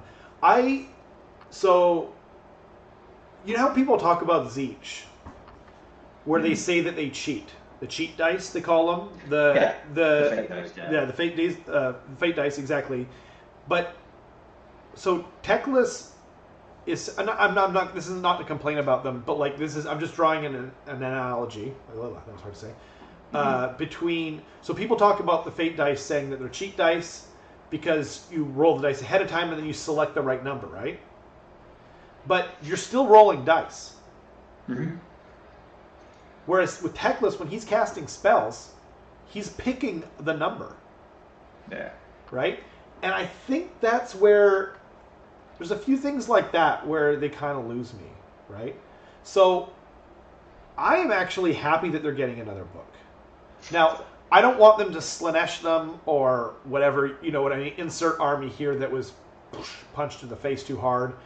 But I would like it if they had to roll dice. Teclis just says, what are you going to do about it? Yeah, exactly. Exactly. I feel like Nagash is a better caster than Teclis, yet Teclis is supposed to be the better caster kind of thing. Well, Nagash is like combat and caster. Yeah, maybe, but Croak was supposed to be the best. Like, he's so magically strong that he took on like 7 or 8 old world bloodthirsters, and they killed him. But he was just like, no, I don't do that, fam. Like, sorry, I'm still alive. Like, the entire moon is coming towards the planet, and he holds his hand up, like he's supposed to be the best, really. But like, I mean, let's just say he's even. I still think that anyone should have to roll dice in a dice game. Like, sometimes things just don't go your way. Alex makes a really good point.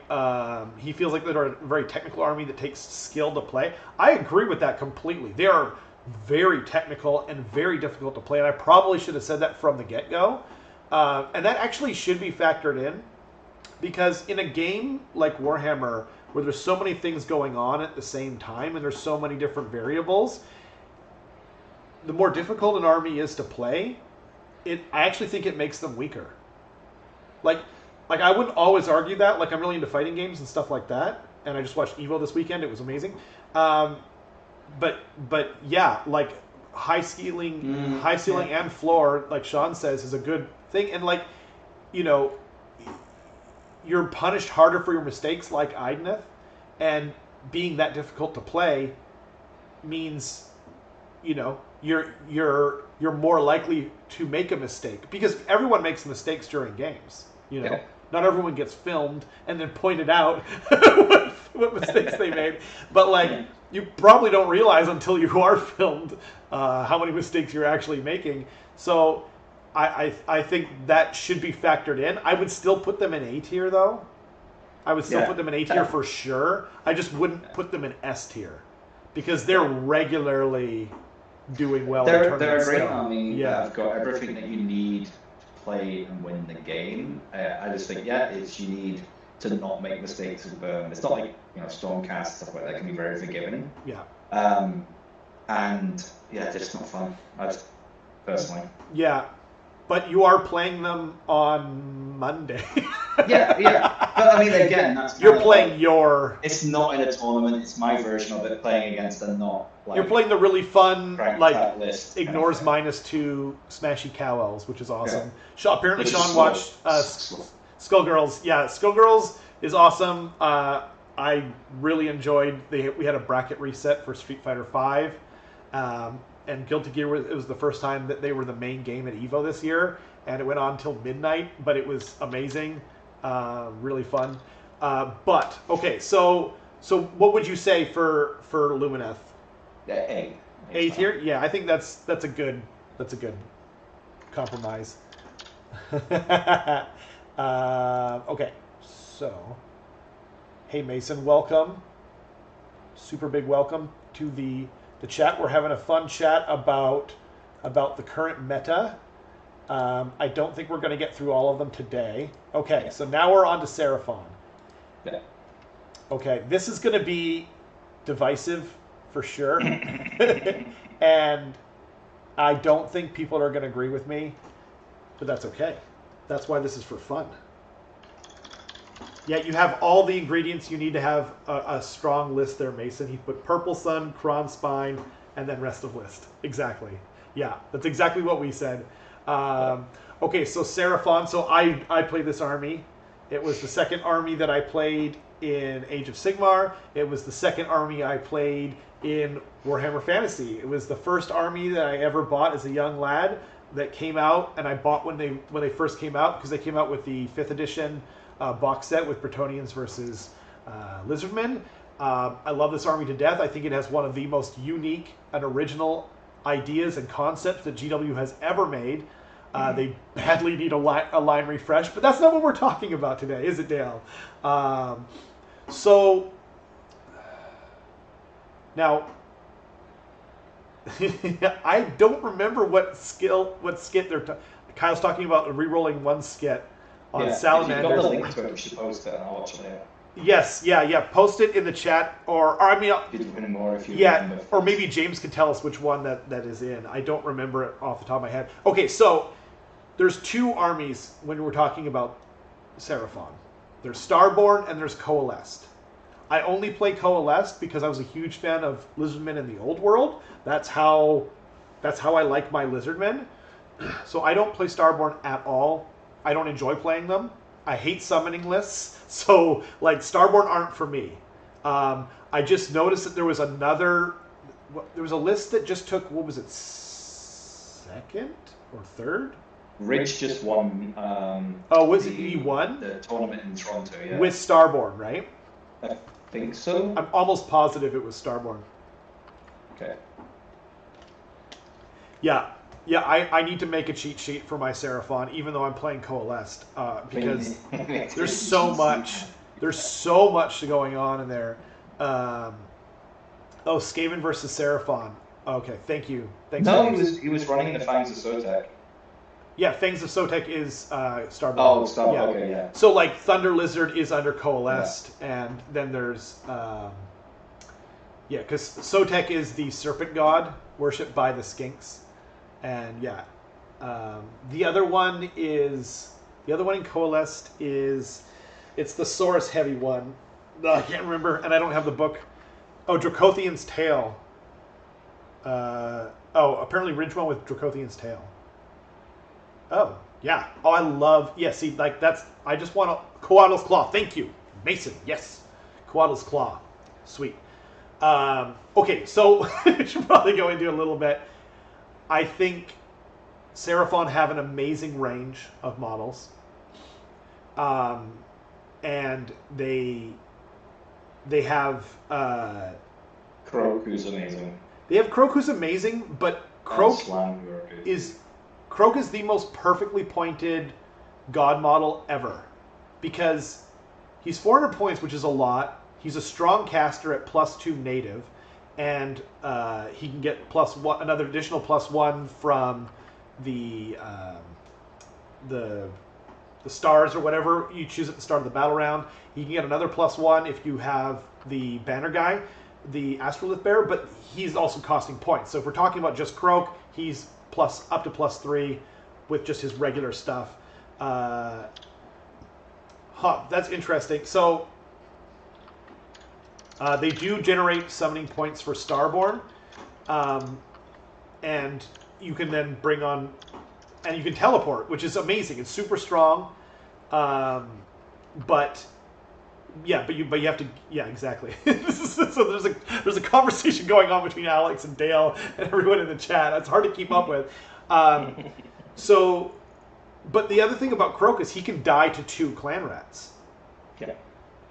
So. But then he also can he still bodyguard to people?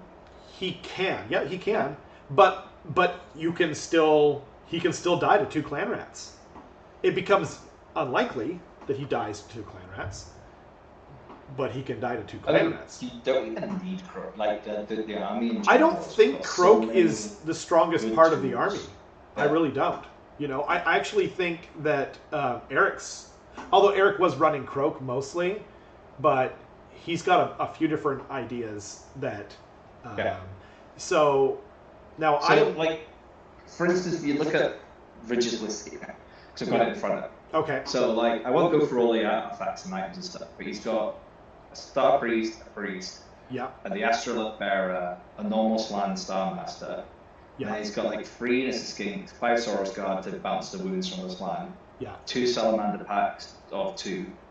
Yeah. Which are stronger in Starborn because you can teleport them in. They're not even worth it if you're doing Coalesce. And then you have Bastiladon with the Arc of Sotek, Purple Sun, with the Arc? Jackson George. Yeah. Really? Okay, so the Arc is the one with the snakes in it, and it does mortal wounds to based on how many models are in the unit. I think it's on a 5-up. It's each model within 8 inches or something on a 5-up. You pick a unit, I think. I'd never run the Arc. I love the look of it, but Yeah. But you've got your mortal wound output from the Salamanders. You've got best screen. Yeah. You've got the Skinks for screens. You've got the Easkies. That's interesting. You've got the magic from the Star Master, and you can Star Master on the board as well. And he took the Arcane too, so he's got an additional cast as well. Wow. You've got that makes sense because it's extra summoning. Curses. And, it's extra summoning for the slam, or the ability to just cast something. That's interesting. They can do kind of everything. They can. You're not getting the -1 damage, which is what you get from Coalesced. Okay. And by the way, the Astrolith Bearer also gives a 6-up ward to everything. I think it's holding within 12. So they're 2 different armies, though. So it's hard to talk about them as one and give them both a grade. But both are good. They're both really strong. They're both easy S tier. Now, see, the problem, too, is I don't have all the right units, right? And they are a difficult army to play. You also don't play them every all no, I play them. If you played the army all the time, like Eric's army. Yeah, Eric was playing just them he was playing multiple times a week during the pandemic on TV. Curtis as well. The 2 of them were running. And were doing really well. But they have been nerfed several times in a row. I don't personally think that they're S tier anymore. Okay. That's my own. I would put them at A+. But I am, I do play the army, and I am biased because I'm particularly biased, if I'm being totally honest, because I don't have all the best stuff, nor the time to play it and learn it properly, nor the time to paint it, etc. You were also running Dreadsaurian for a while. I've usually run the Dreadsaurian. Yeah. I've run the Dreadsaurian more times than I have not run the Dreadsaurian on the channel. I just love them. I think I love their flavor and whatnot, and I will, even if they only nerf Coalesce from here on out, which they just did. They just nerfed them again because you don't get the -1 damage on skink units anymore. Or basically it's only on Saurus and monsters. So salamanders, like they all lost that, right? When that's, you could argue that they probably should, but it's an allegiance ability. Regardless, yeah.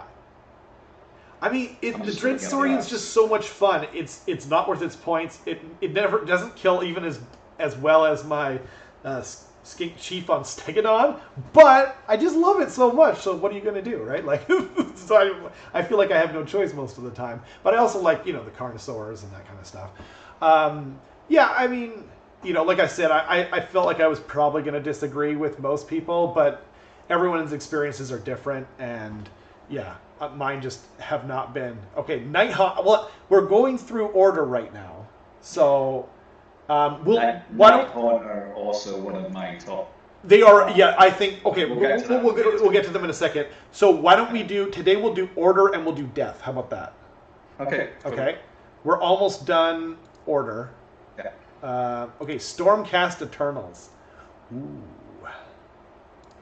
Stormcast Eternals. So Dale, you play this army too. Yeah. You're an order guy, huh? Yeah, that's what I was thinking. I have 3 orders and 1 destruction right now. Cool. Okay. So, Stormcast Eternals. Why don't you lead us off? They are an interesting army. They have a lot of options. So many options. Million or 1 options. Yeah.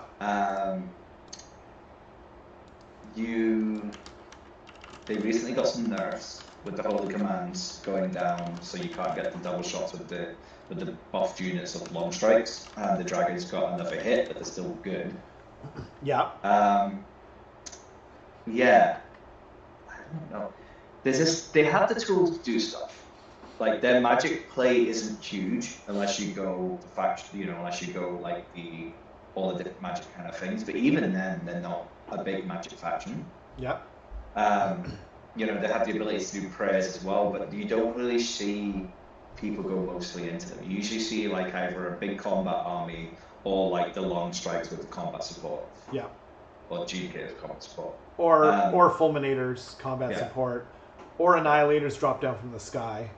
Yeah. I think their biggest issue at the minute is they are outnumbered by most people and they don't have much more wound protection. No. And there's a lot of armies out there that can crank out the more wounds, and there's a lot of armies right now. Like their thing used to be we had high armor saves. Yeah. Or good armor saves. Yeah. But there's so many things now, especially with Purple Sun out there, that just rip through armor saves. Like That's we already true. talked about -3 from the turtle. You've got the and they're elite. So the Purple Sun losing even one model hurts worse. Yeah. Yeah, exactly. Like you've got a unit of 5, Vindicators. Yeah. Like losing that one guy and you don't have a forward rally is not fun. Or annihilators. In comparison to losing like, I lose one. Yeah. Or fulminators. Yeah. So I think what Alex said is really good here. Easy to learn, hard to master. So low floor, high ceiling. Honestly though, like that's perfect for most things.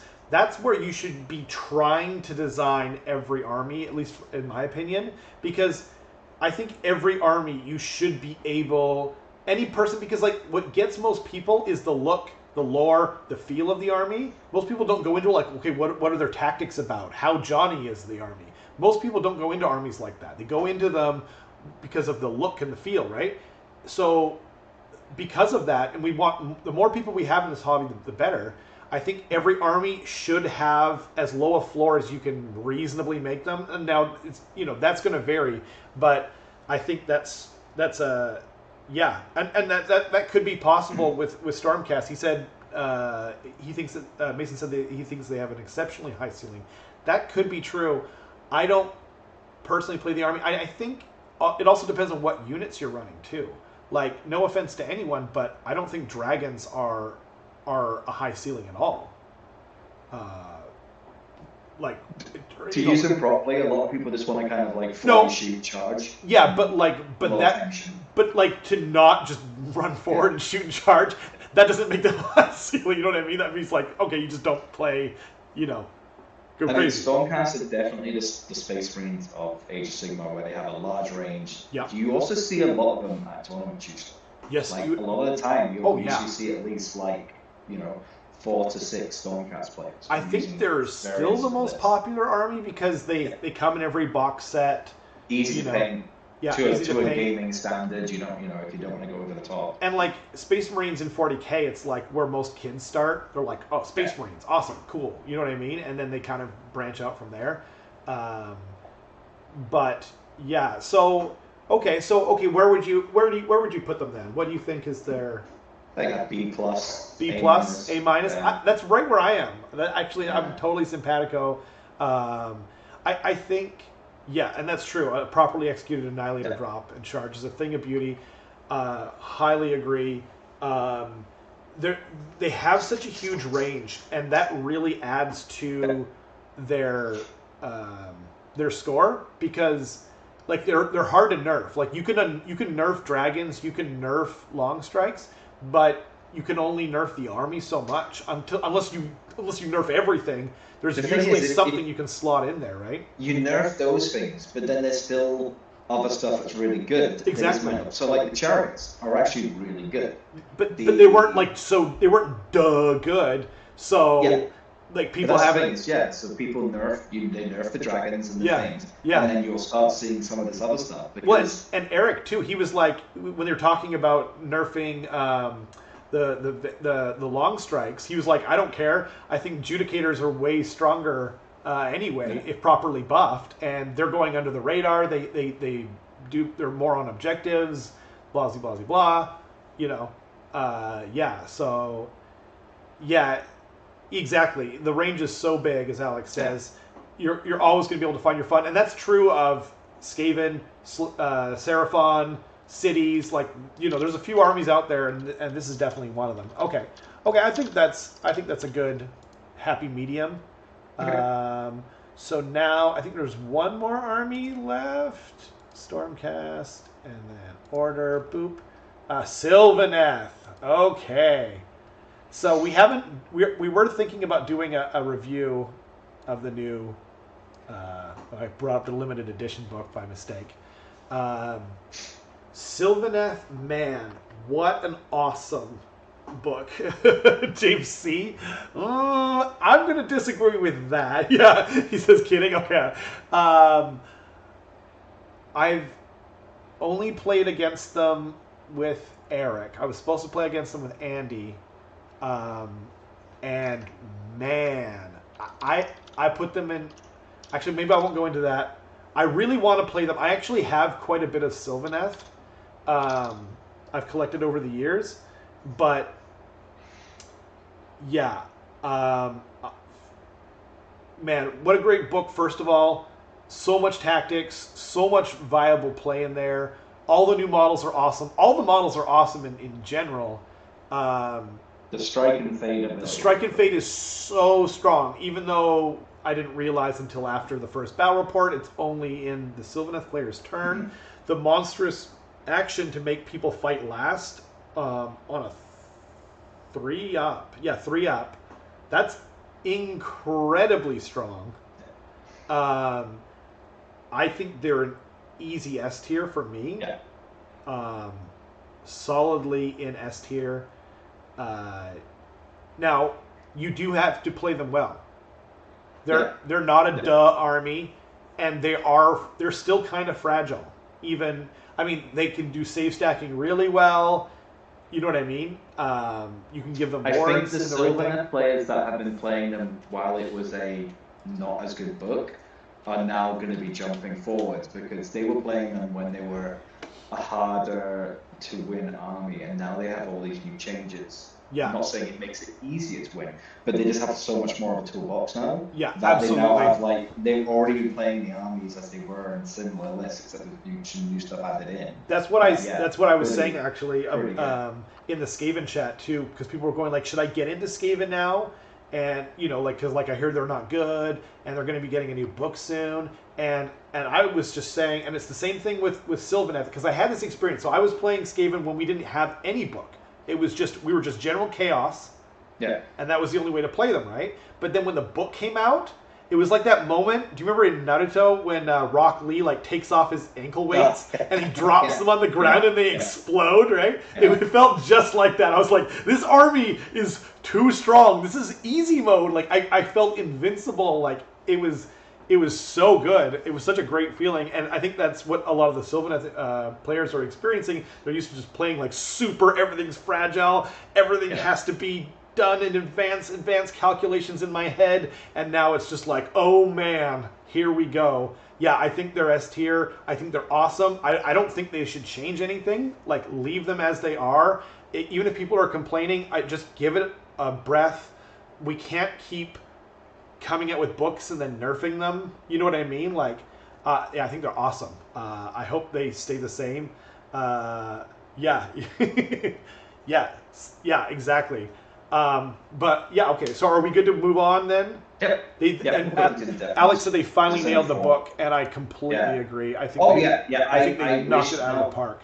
Not to take anything away from. Don't take anything away. Absolutely. I wish the Daughters of Cain book would have been like the Daughters of Cain book is good. I like it. I'm not complaining about it. I just wish they'd given us some of the interesting stuff. Like, I wish it was that. Yeah. Because like I would love that striker ability. Oh, so good. I would love. Yeah, I wish they'd done that with Idoneth too. Like Idoneth's book is fine, but like the new Sylvaneth book is so imaginative and complex and wonderful. Like there's just so much in that book. Maybe the best book they've ever made. But now to go on to not the best book they've ever made. I actually am joking. So you and I both love Flesh Eater Courts. Yeah. I have Flesh Eater Courts. I played Flesh Eater Courts, not a lot. I don't have them fully painted, which is why we've never seen my Flesh Eater Courts army on the channel. But this army is a great example of what you can do with a very small range of models. Probably one of the best laws as well. Yes, I agree. In Flesh Eater Courts. Skaven gets Flesh Eater Courts. So creative. Like so many people. Alex sold his Flesh Eater Courts army because he thought they were too strong. Like he just thought they were cancerous. Yeah, they were kind of one of the bad boys when I first started playing. Like I was told, like, oh, Flesh Eater Courts are really good and solid, and they were one of the ones I looked at. But then they just kind of, like, in 2nd edition and then 3rd edition. Well, they also nerfed them several times. Yeah. Like, it used to be when you charged, I can't remember. They nerfed Gristlegore several times over, and then they kept doing it. And now they've gotten a pretty decent buff with the White Dwarf update, but they're still hurting pretty bad. Because the problem is like, so if you take Crypt Flayers, for example, and you're in a Blister Skin list, you don't have the option of making them not battle line. They just are battle line. So if you're taking Blister Skin, you want to take Crypt Flayers because that's what makes them good.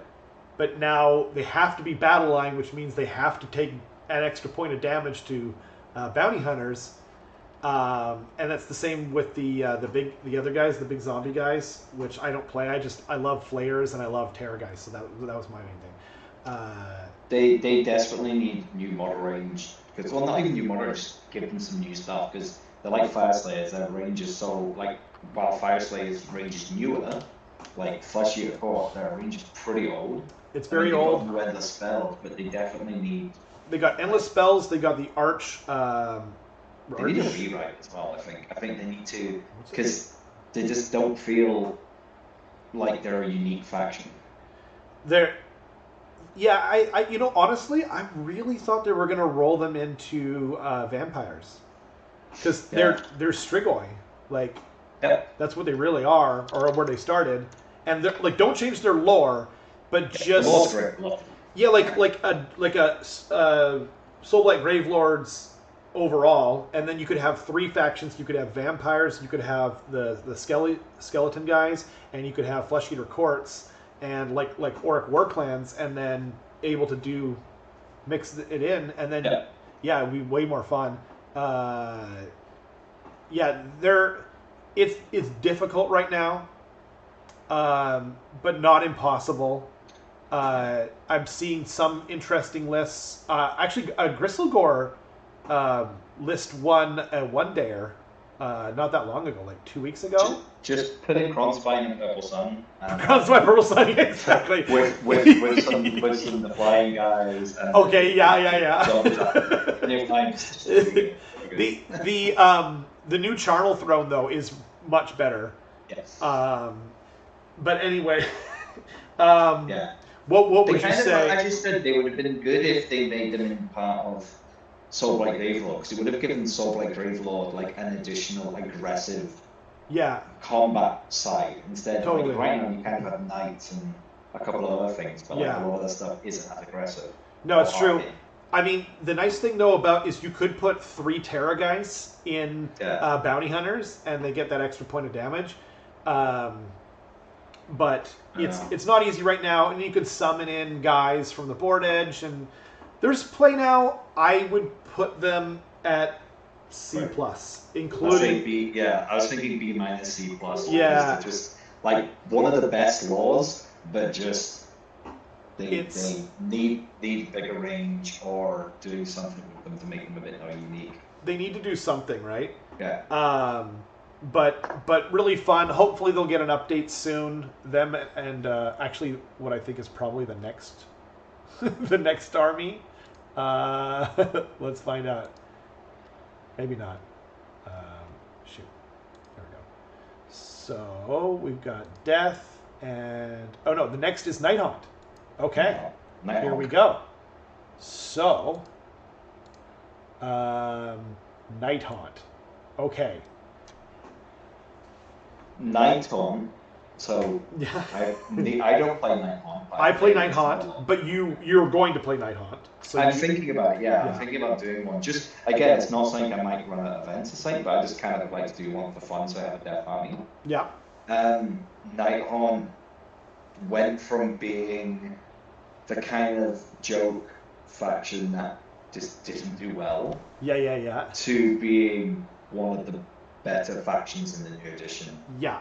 Like A+ S tier, because the changes to like 1, they ignore rect, but 2, the fact that you can give 1 or 2 units a 5-up feel no pain as well. Yeah, I think up to 3. Yeah, I think 3 is possible. Up to 3 now. Yeah, I think. Obviously, the command ability is the main one we're talking about here. That's only in the shooting or the combat phase, but still, those are the main 2, phases of the game.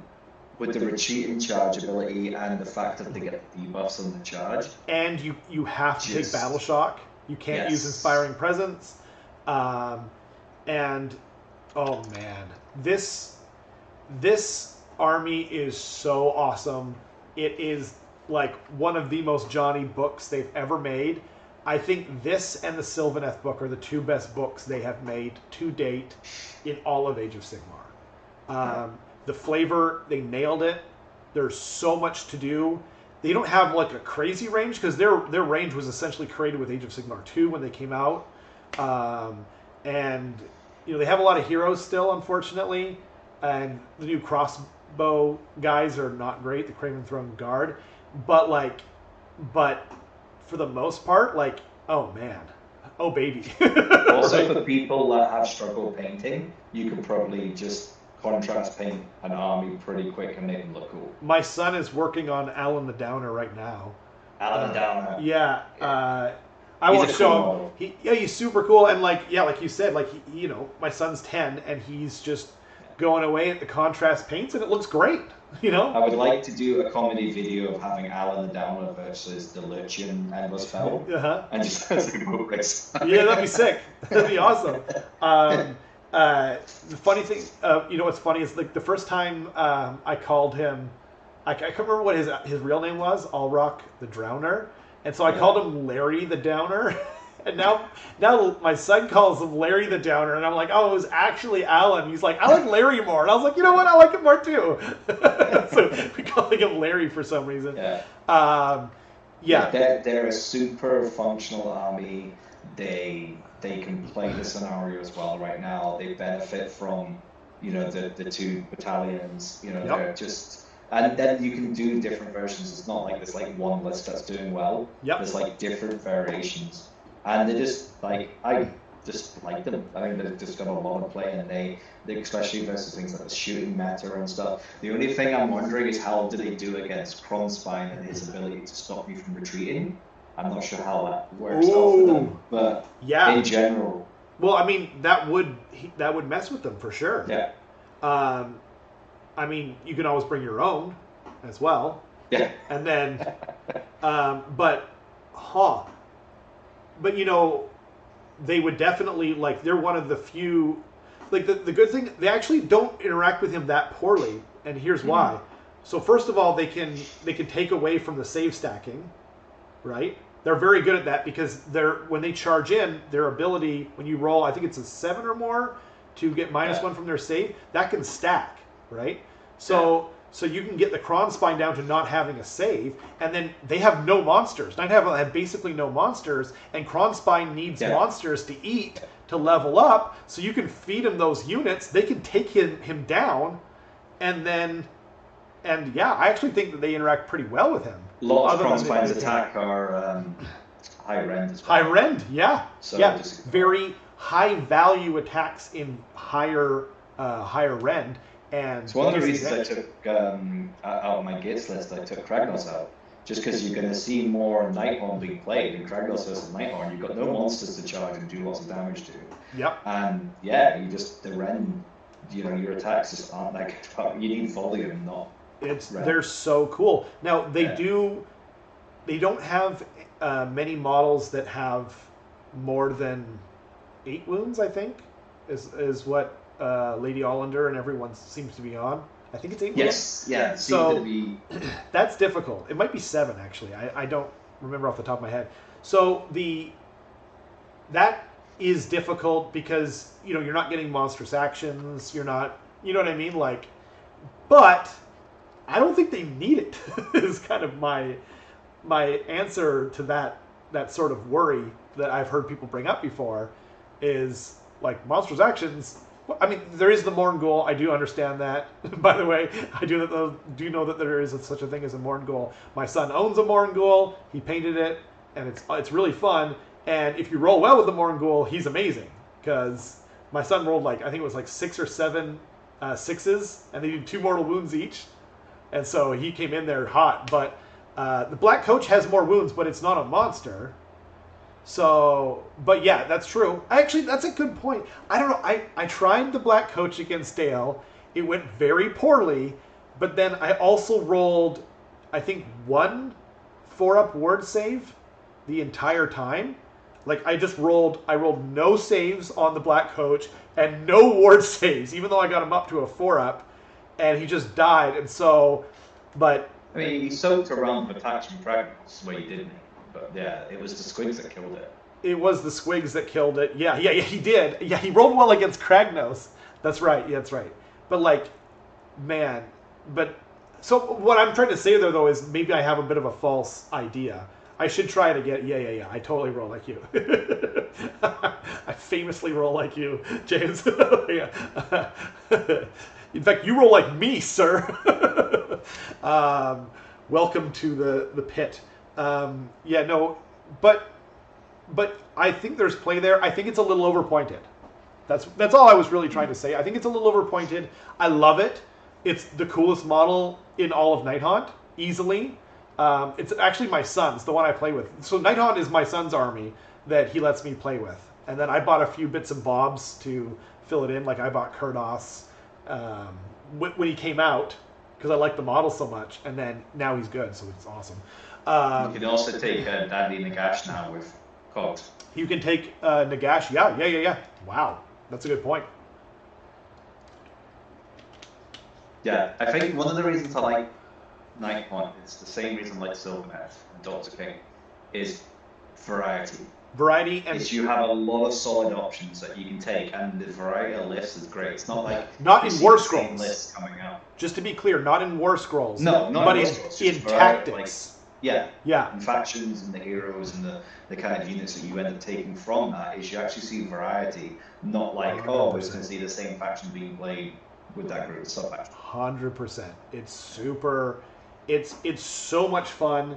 I'll have to get them out again. Hopefully soon. I didn't play a very good game that time, and I was trying to wait until I had like time to kind of sit with the book and read it again. But then Skaven came out and I just threw everything into the wind.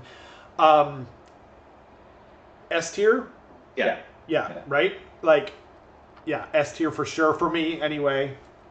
Even as a fan, they just counter so much stuff at the minute with the Ren and the ward save and being able to do the damage, especially right now with bounty hunters. Like the problem before was they maybe didn't have a huge damage output, but now you can just like rip through armor with Ren stacking and just get the extra damage down. And they're hard to kill.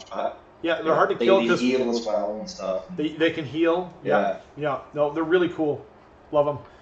And they got a like a general bodyguard unit in the what are they called? The spirit hosts.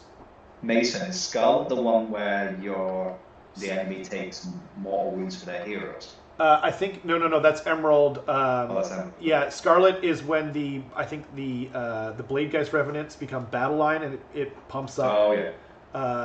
Bladegeist Revenants. They do mortal wounds on the charge for every model you have in the. I could be wrong. Correct me if I'm wrong, Mason. But we'll move on to I think it's OBR now. Yeah. Okay. Oh, OBR. Oh, OBR. The once and future king of Age of Sigmar. I remember when there was 11 of them at LVO 2020, yeah. And they were all petrified couldn't leave and think they were on the cash or something. When they were the boogie boys. No variety at all. It was everyone's playing them. Yeah. OBR. I think the problem with OBR, the biggest issue, is they just don't play the game like everyone else. With the fact that they have we have a relentless discipline, which in comparison to what you can spend CP on now, is just huge. So I think But for context, they used to be way better than everyone because they didn't play the rules like everyone else. Yeah. But then when we got into AoS 3, these new rules are so much better that they don't interact with, and so it actually ends up hurting them. But they did give them a lot of stuff back in the White Dwarf update, wasn't it? I mean, Mortek Guard when they came out, were one of the best units in the game. They were the best unit in the game. Yeah. Now, especially with bounty hunters, you just really rip through them. That's true. That's true. Purple Sun hurts them. Yeah. I think they're still re-rolling their saves, right? In melee. It was always melee, but their version. Yeah, everyone calls it RDP. What does that stand for again? Rod Dan Van.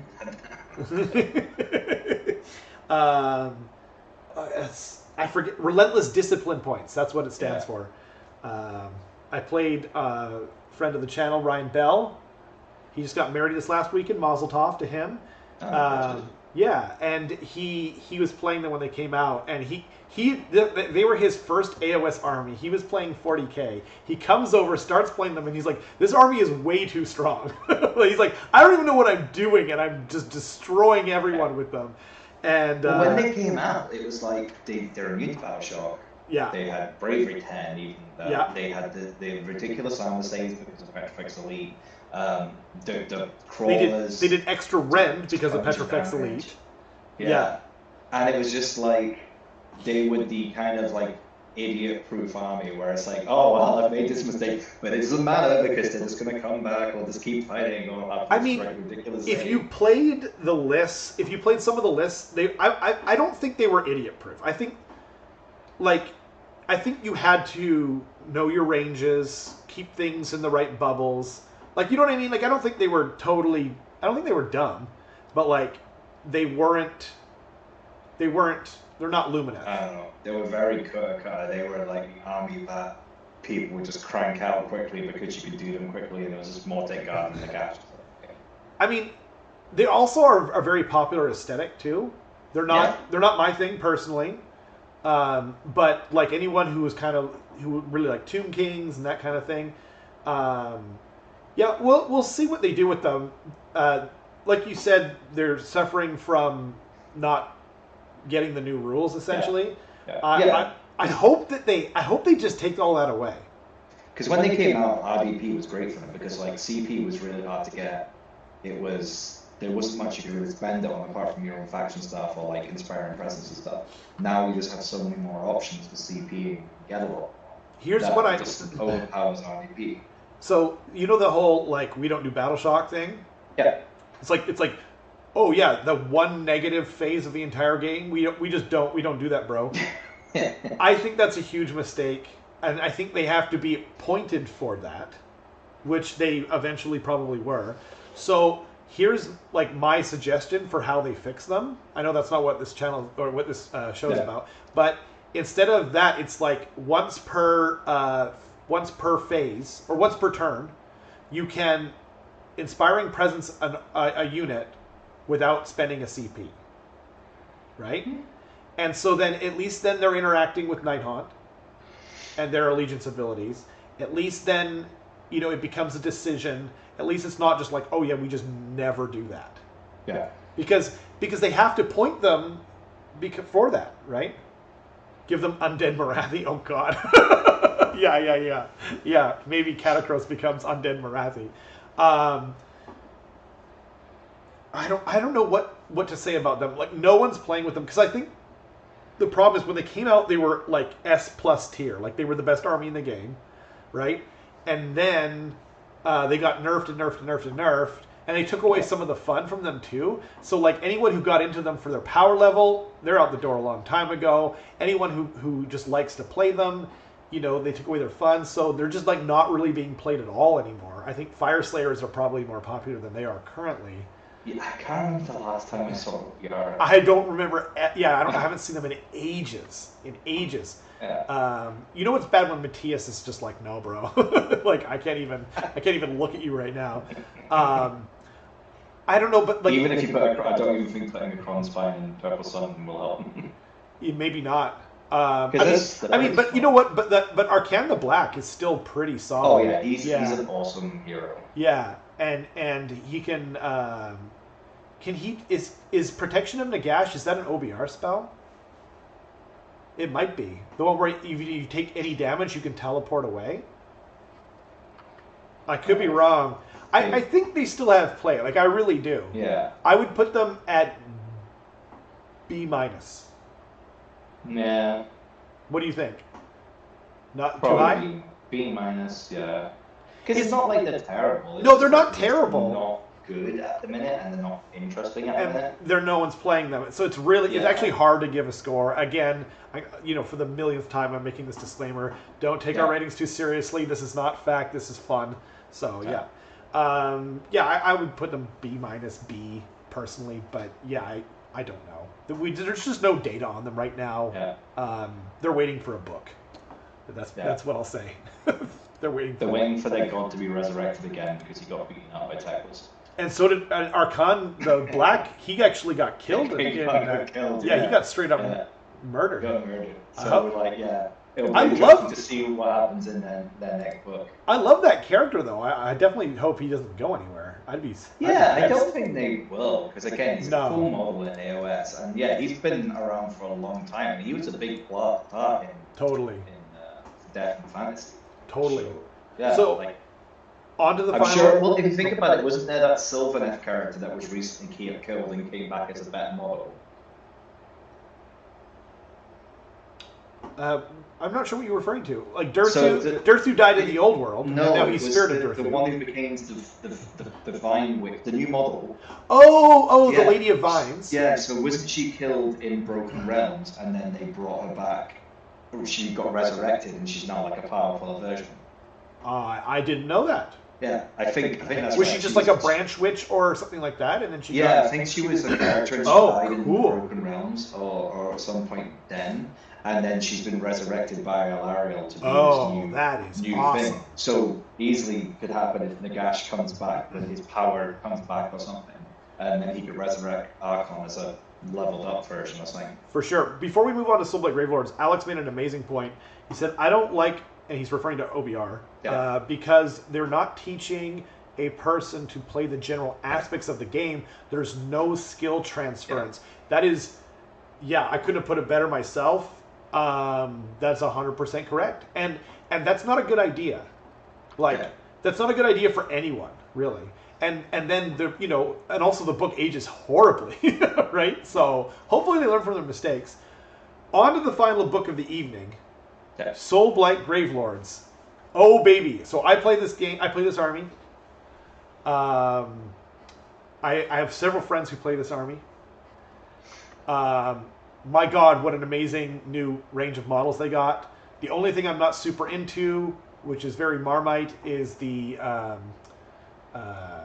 weird creature that's like half human, half bat monster. Oh yeah. I can't. I'm sorry. I'm terrible with names, and I'm even worse when I'm on camera. And I think it's great that they made that model. I'm glad that it exists. It's just not. It's just not my thing. Vidari, I'm gonna look it up. Begins with V. Yeah, that's the thing when I don't.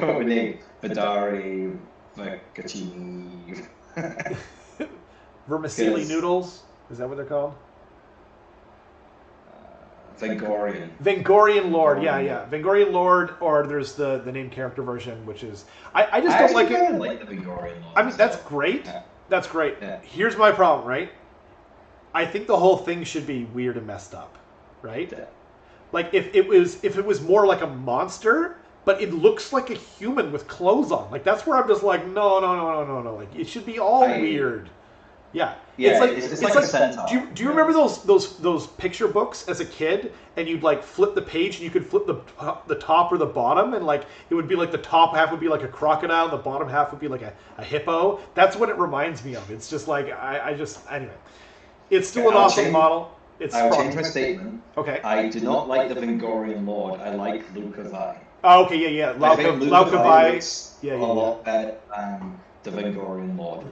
I agree with that. Yeah, they call the Vengorian Lord the opera singer because he's yeah.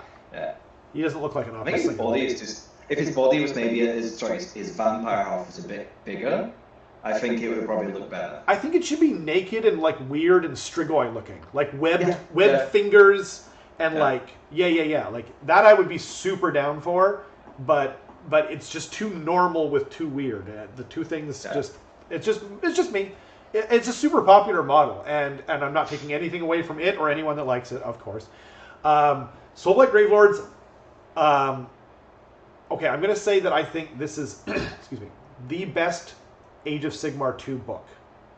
Now, I know it was written with Age of Sigmar 3 in mind, but it's a great book. There's so much there. There's so much variety. Like,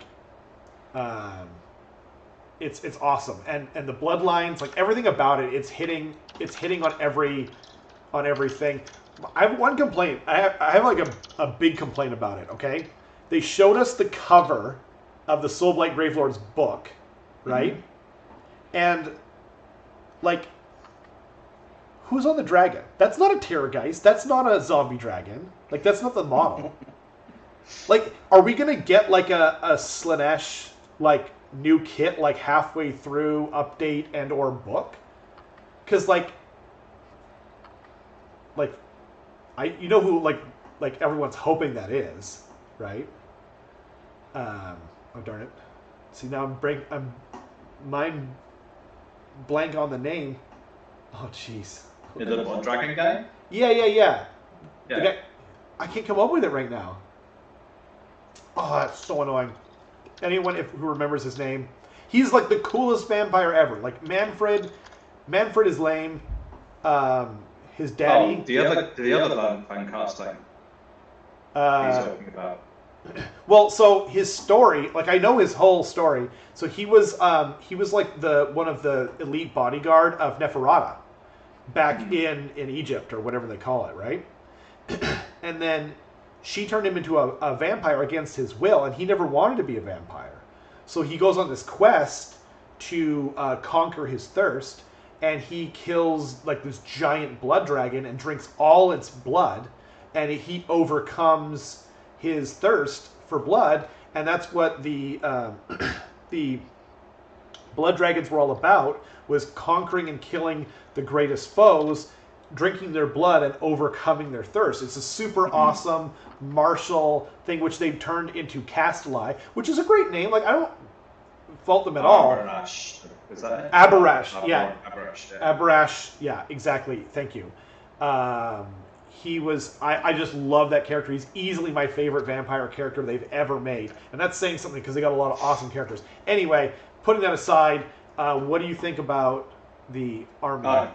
Great book. Like, Great solid book. book. Yeah. Huge, like, great diversity. Mhm. You can either go the horde spam and grind people and board control, or you can go kind of like the fast, hard-hitting knights and that sort of In thing. Castelli, Like, you can go Terrorgeist, heavy, you can go the monster spam. and zombie dragon in the Vengorian section. Yeah. You can go heavy direwolves. I wish you could control what is and what isn't battle line. I think that's something they should just add to the main rules. You should be able to just turn that off and on, especially with the new rules, blah, blah, blah. But anyway, and we haven't even talked about my favorite bloodline, which is Virkos, the Russian monster werewolf vampires. They're super awesome. I've started working on some major conversions for them. I can't wait to play them and bring them out. It's kind of interesting as well, as they had a very similar thing, I think, to Nighthawk, where Soulblight Gravelords were like not really the biggest threat of an army. Oh, you mean Legions of Nagash? Sorry, Legions of Nagash. Yeah. And then when they changed and got this new book, they just became so much more than they were, and so much more interesting. Yeah, absolutely. I have one complaint about the book, like one real complaint, and that's that the vampire spell lore is garbage. It's terrible bad. They need to give them proper spell lore, because like the Sylvaneth, like Night Haunt spells, they're all like almost all of them are awesome, like amazing, right? The worst Night Haunt spell I think is better than the best vampire spell. The Necromancer spell is really good, but that only applies if you have either A, a Necromancer, or B, a Mortarch.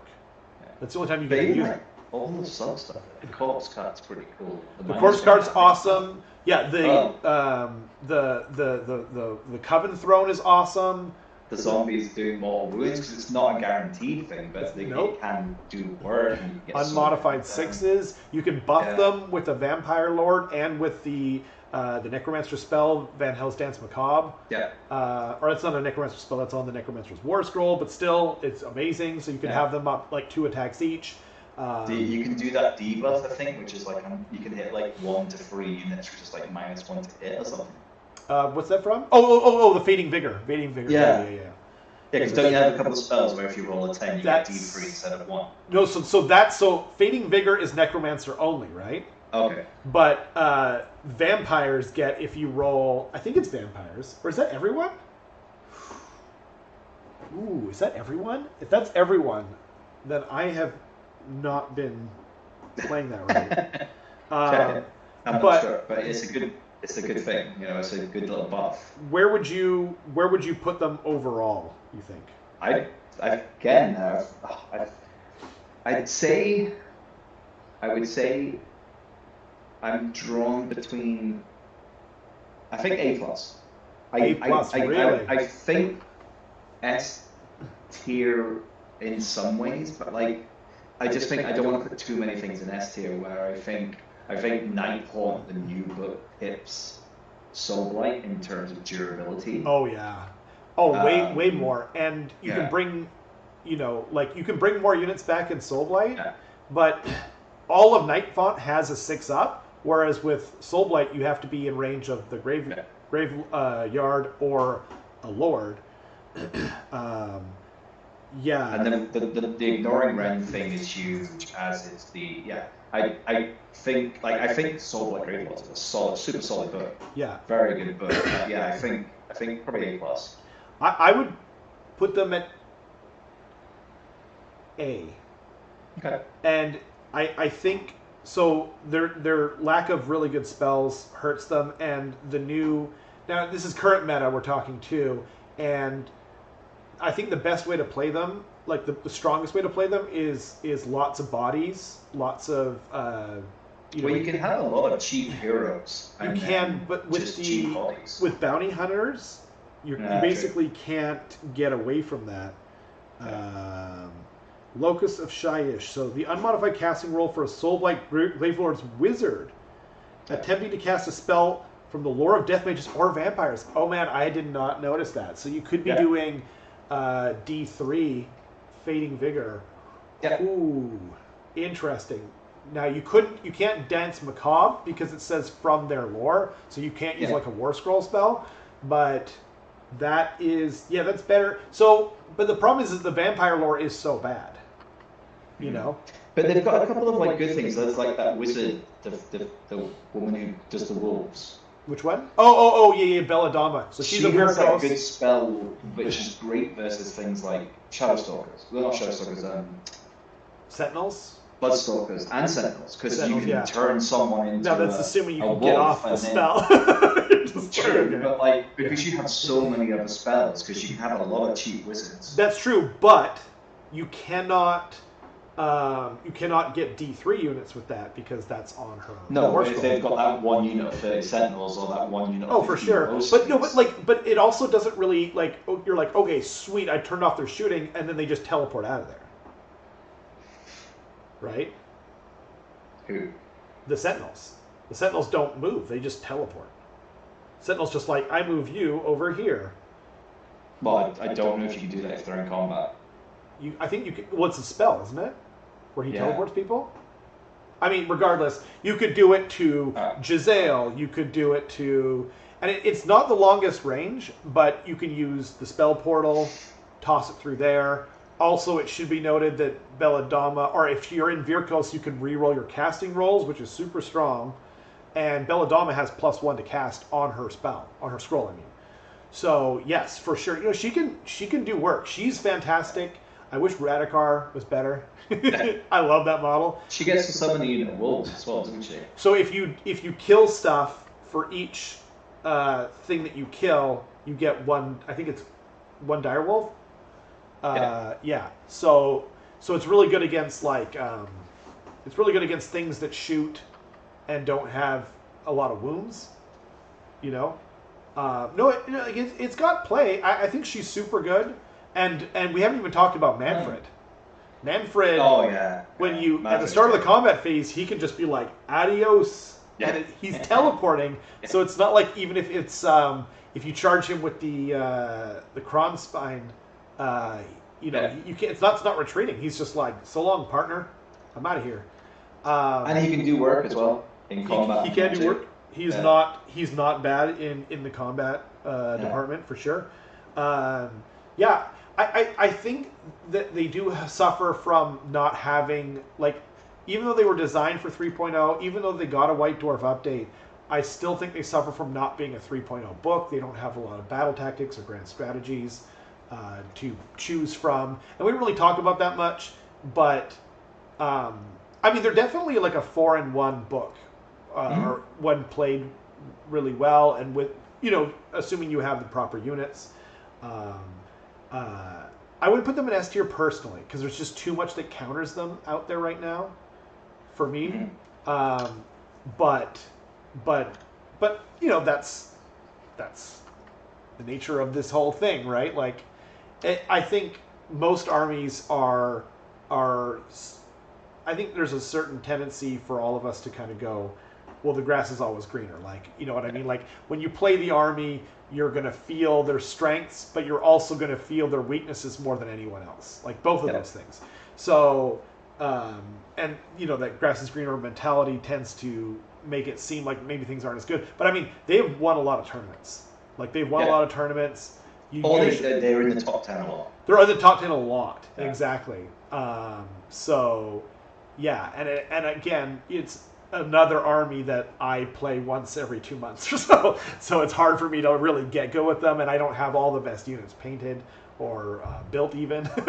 So yeah, but that was fun though. I like just even chatting about it. Chaos has a lot of armies, and we'll do Chaos and Destruction next time. Yeah. Week. We can do. Alex made a joke earlier that was actually really funny that I didn't highlight. Was that he said? All Destruction or S tier. Or S tier, and that's like Gloomspite. Like, yeah, okay.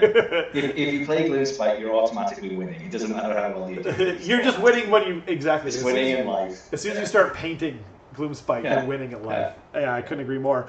Oh, and an update. I meant to put this at the start of the thing.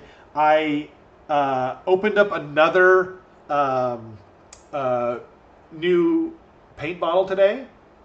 Oh yeah. And the thing flipped up again. The little ring that holds it on. Strange. It did it again, and this is weeks later. But Croak Green, the shade, absolutely perfect for what I wanted to make it look like. Mold and lichen, and on like on my Gloomspite Gets stuff, like on some skulls and whatnot, and it is absolutely perfect. It's the exact thing that I wanted it to be. I couldn't believe it. Yeah, so it was awesome. I might have to have a look on Monday. It might be something I pick up. Yeah. If you're doing Gets, it feels like it's like almost designed for them, even more than Seraphon. But thank you, Dale, once again. Coming on. You did Thank you for everyone who stayed with us longer than usual. Yes. You did not say your wine cooler. So basically, yeah. So we talked about this before the show. Is because I've been away, I'm just having a one I've had before, which is the Summer Tea Mango. It's all I had in the fridge. So I'll try and get something new. I did while on holiday, and I'm so gutted you don't get it here. I got a wine from Barefoot, so you can buy Barefoot in Vancouver, but they do a range, and it's called Fruit Scatto. So it's a Moscato sweet wine, but blended with fruits, and we had the mango version, and we destroyed the bottle really quickly. I wish we'd bought more. Yeah.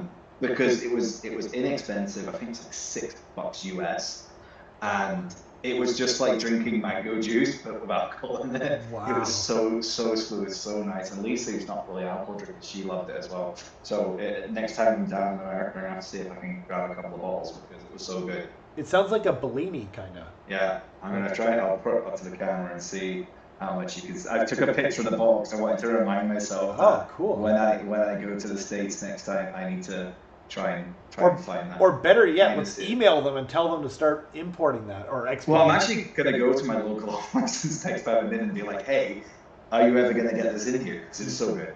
Because there's 4 different types as well. They do a strawberry, a fruit blend, and another one. And yeah, I kind of wish I'd tried them all. Yeah, next time, hopefully. Yeah. Cool. Well, anyway, thank you everyone for watching. Indeed.